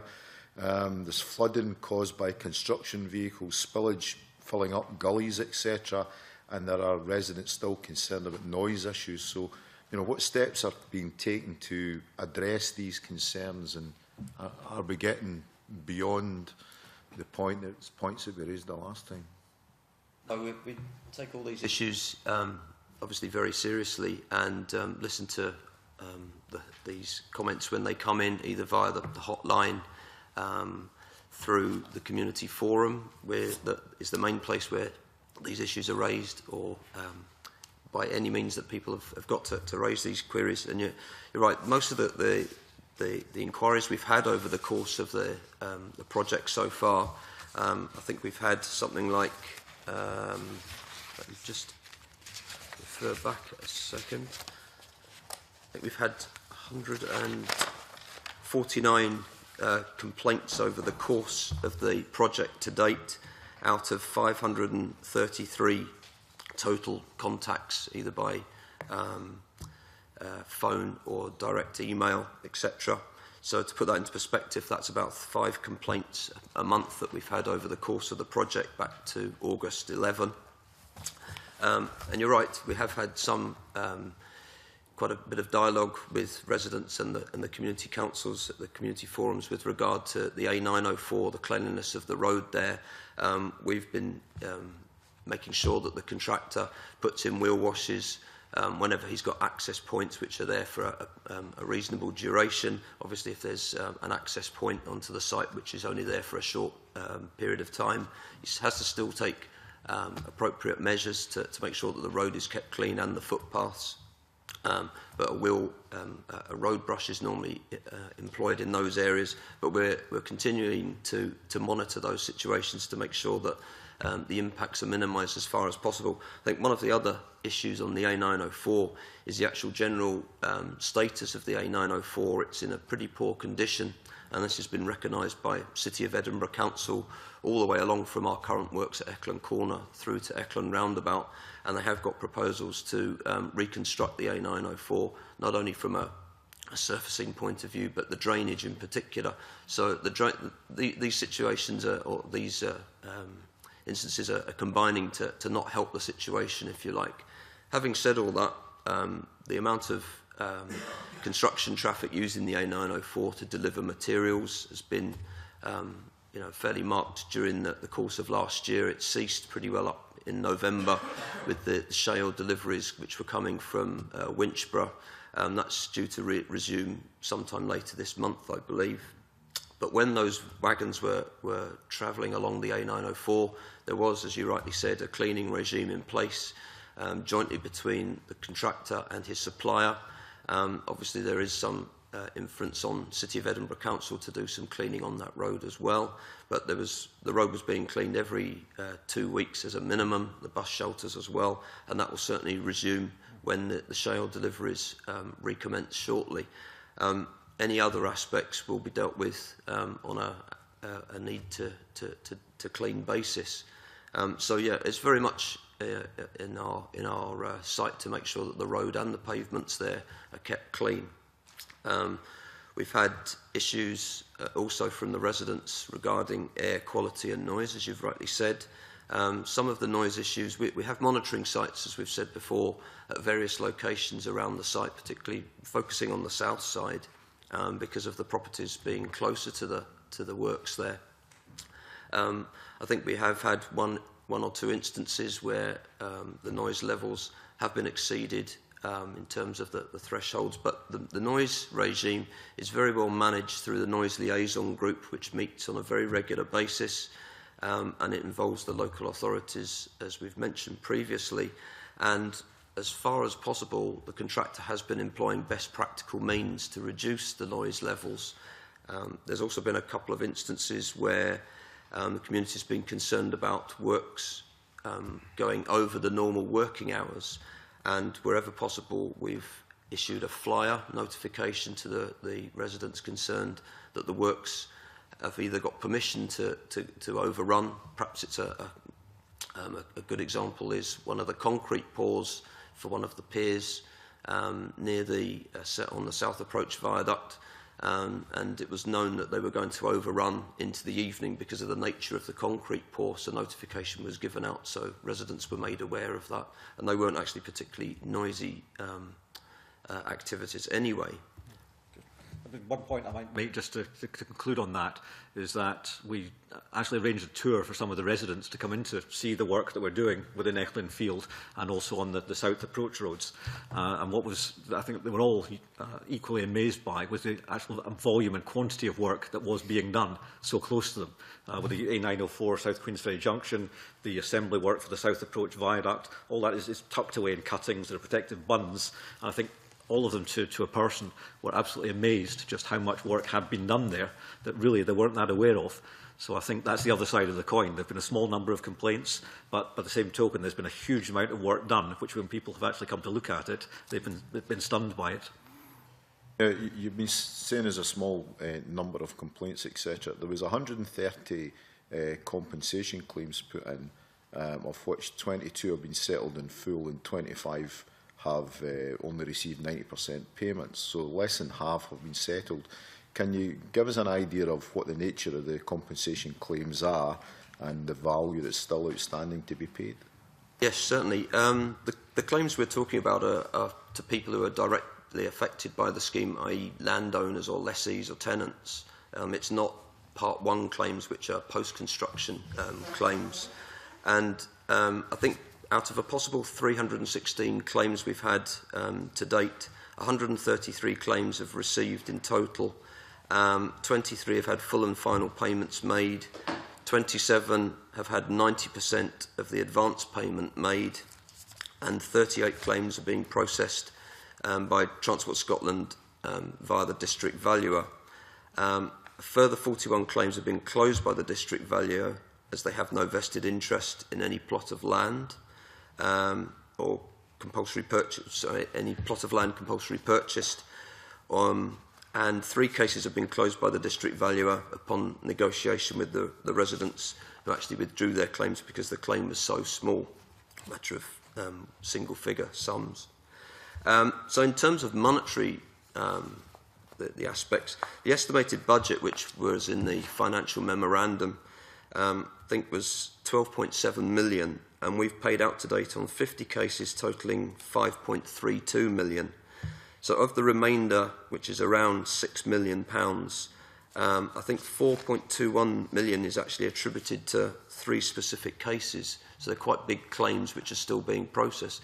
So the picture I'm trying to build up really is that it's being managed. There's still a number of people who haven't actually raised claims for whatever reason, but those which have been raised we're dealing with as best we can. Okay. And in the recent community forums, both the North and South, one that took place on the 19th and the 26th of February, was there any new areas of concern that the residents raised relating to the project? And if so, what are you doing to address them? On the north side, we've been discussing the upcoming works at Ferry Toll. We mentioned them in the recent public briefings, and the community there requested a further briefing in the not-too-distant future, and that's actually now been arranged for 25th of March right in North Queensferry, so we'll actually take a briefing to them to explain what's happening on the project. But moving further forward, we will take briefings on the Ferry Toll Junction works, which will really start in earnest as we go through 2014. We're going to have a series of briefings with them, and they were quite concerned about when they were going to take place and making sure that they happened timeously before the works actually start. So that's very much on our radar to take that forward.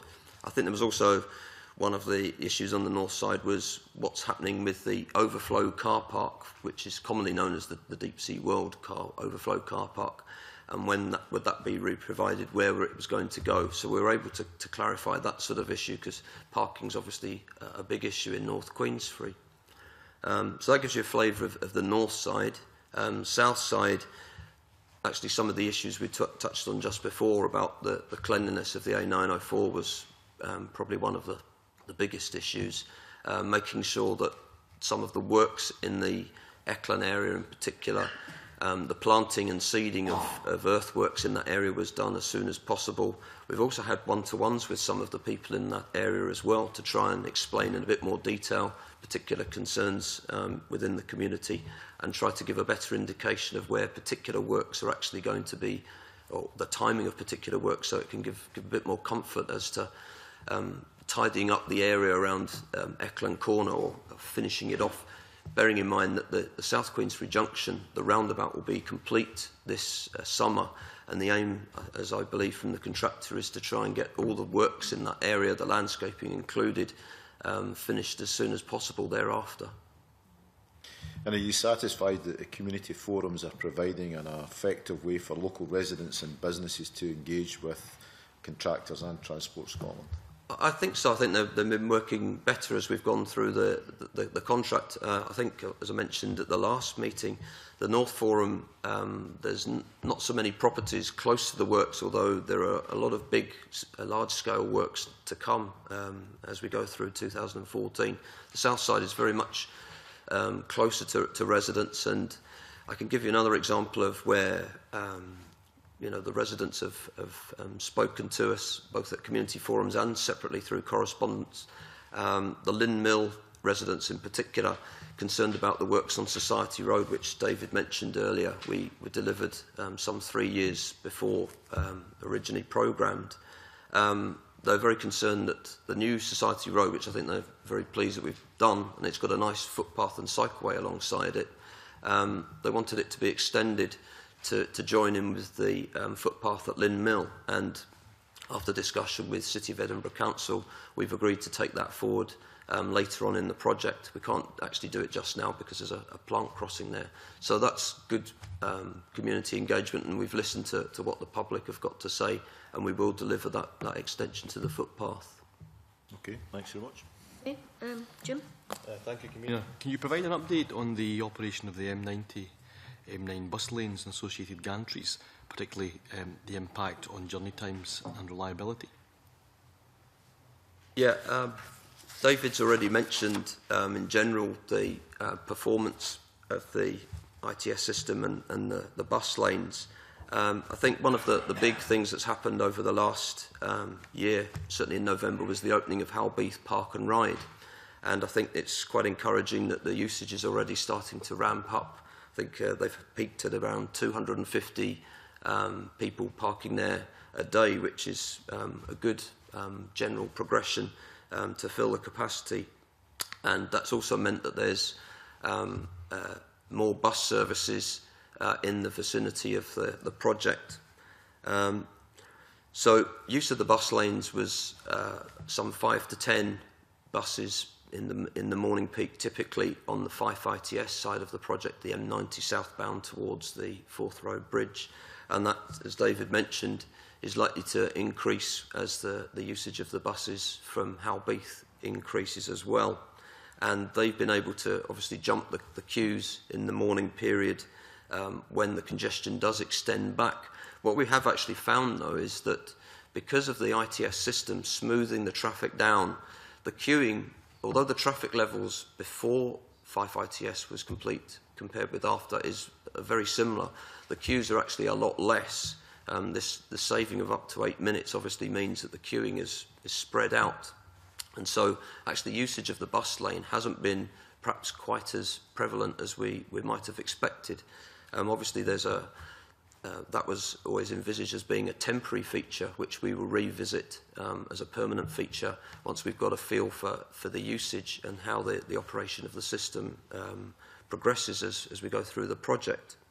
And that's one thing that gets mentioned a lot at our public transport working group meetings, is how is the infrastructure helping to bus operation, and it certainly is the message going back. I think on the south side of the project, Junction 1A, the bus lane there, I think because of the number of buses using that section of the road network, there's only around 5 buses use that in the morning peak period.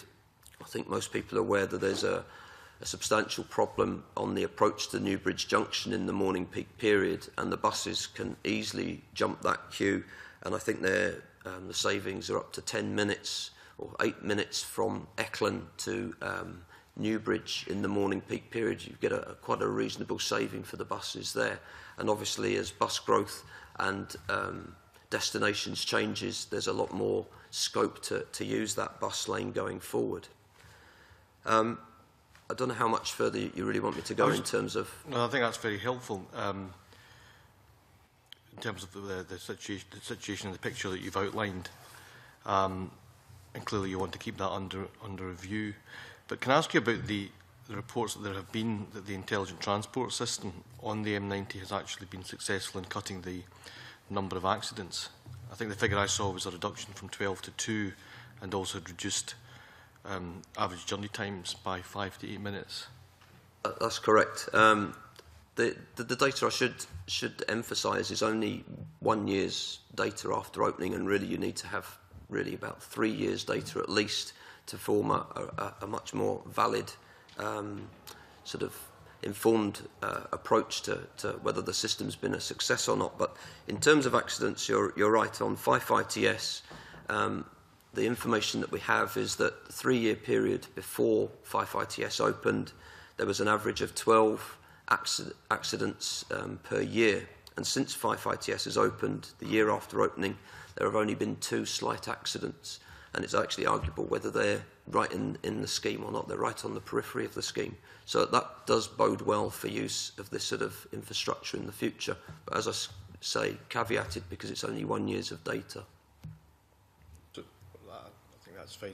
My only further thought was what further steps you can take to sustain that progress moving forward. Well, we'll continue to monitor all of the traffic data, the journey reliability data, and of course the accident data as we go through the project. And when we get to the end of the project and the full corridor, the ITS corridor is open, we'll obviously monitor that, and we will be able to report on the before and after with a lot more, with a much more valid response. But as I say, the initial data looks encouraging, and we will continue to monitor that as we go through the project. You use the ITS system to encourage people who are coming down by their car to use the park and ride facilities?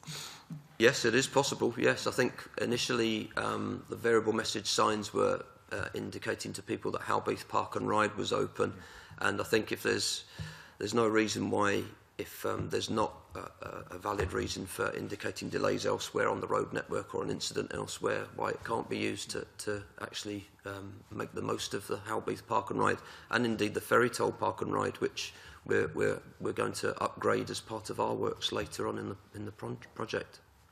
It's looking pretty tired, I think.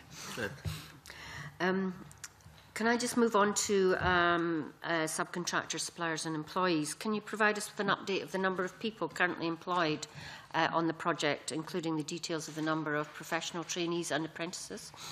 Certainly, yes. In terms of numbers employed on the project, during January, the average number was 953 people. We expect that's going to increase progressively during this year as more and more activity ramps up, particularly with regard to the decks arriving and having to put all the concrete onto those decks in our facility in Rosyth. So there's going to be an increase back to about the previous peak of 1,200 during this year. Within that, in terms of numbers of training places, let me just get the numbers. Have you got that handy? Okay, thank you. The actual number of staff in training is currently 224 are taking some type of SVQ training, of which 8 are modern apprenticeships. Of those modern apprenticeships, 5 are being run through Edinburgh College. 1 is an electrician in Edinburgh also, 1 electrician through Perth College, and a welder from Fife College. So there are 8 modern apprenticeships currently, and we're looking at more opportunities to increase those moving forward. We also have 45 professional trainees, that's graduates and so on, training towards becoming either membership of the Institution of Civil Engineers or the Institution of Highway Engineers. And we also have 69 staff members who were formerly long-term unemployed. The number of modern apprentices seems rather low, and given that we're 3 years into the project, there should be some apprentices almost completing their apprenticeship now. Is that the case? Or?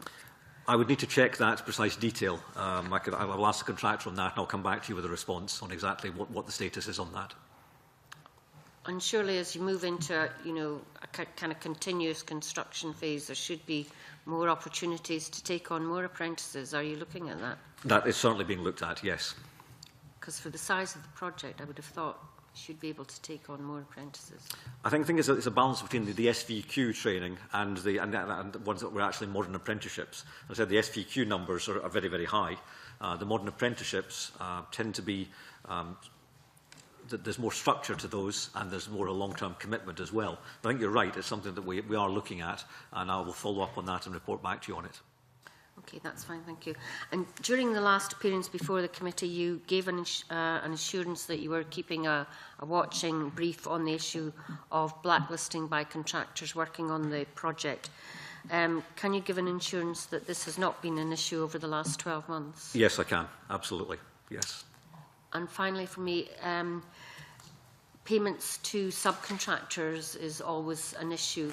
Do you have any handle on that at all?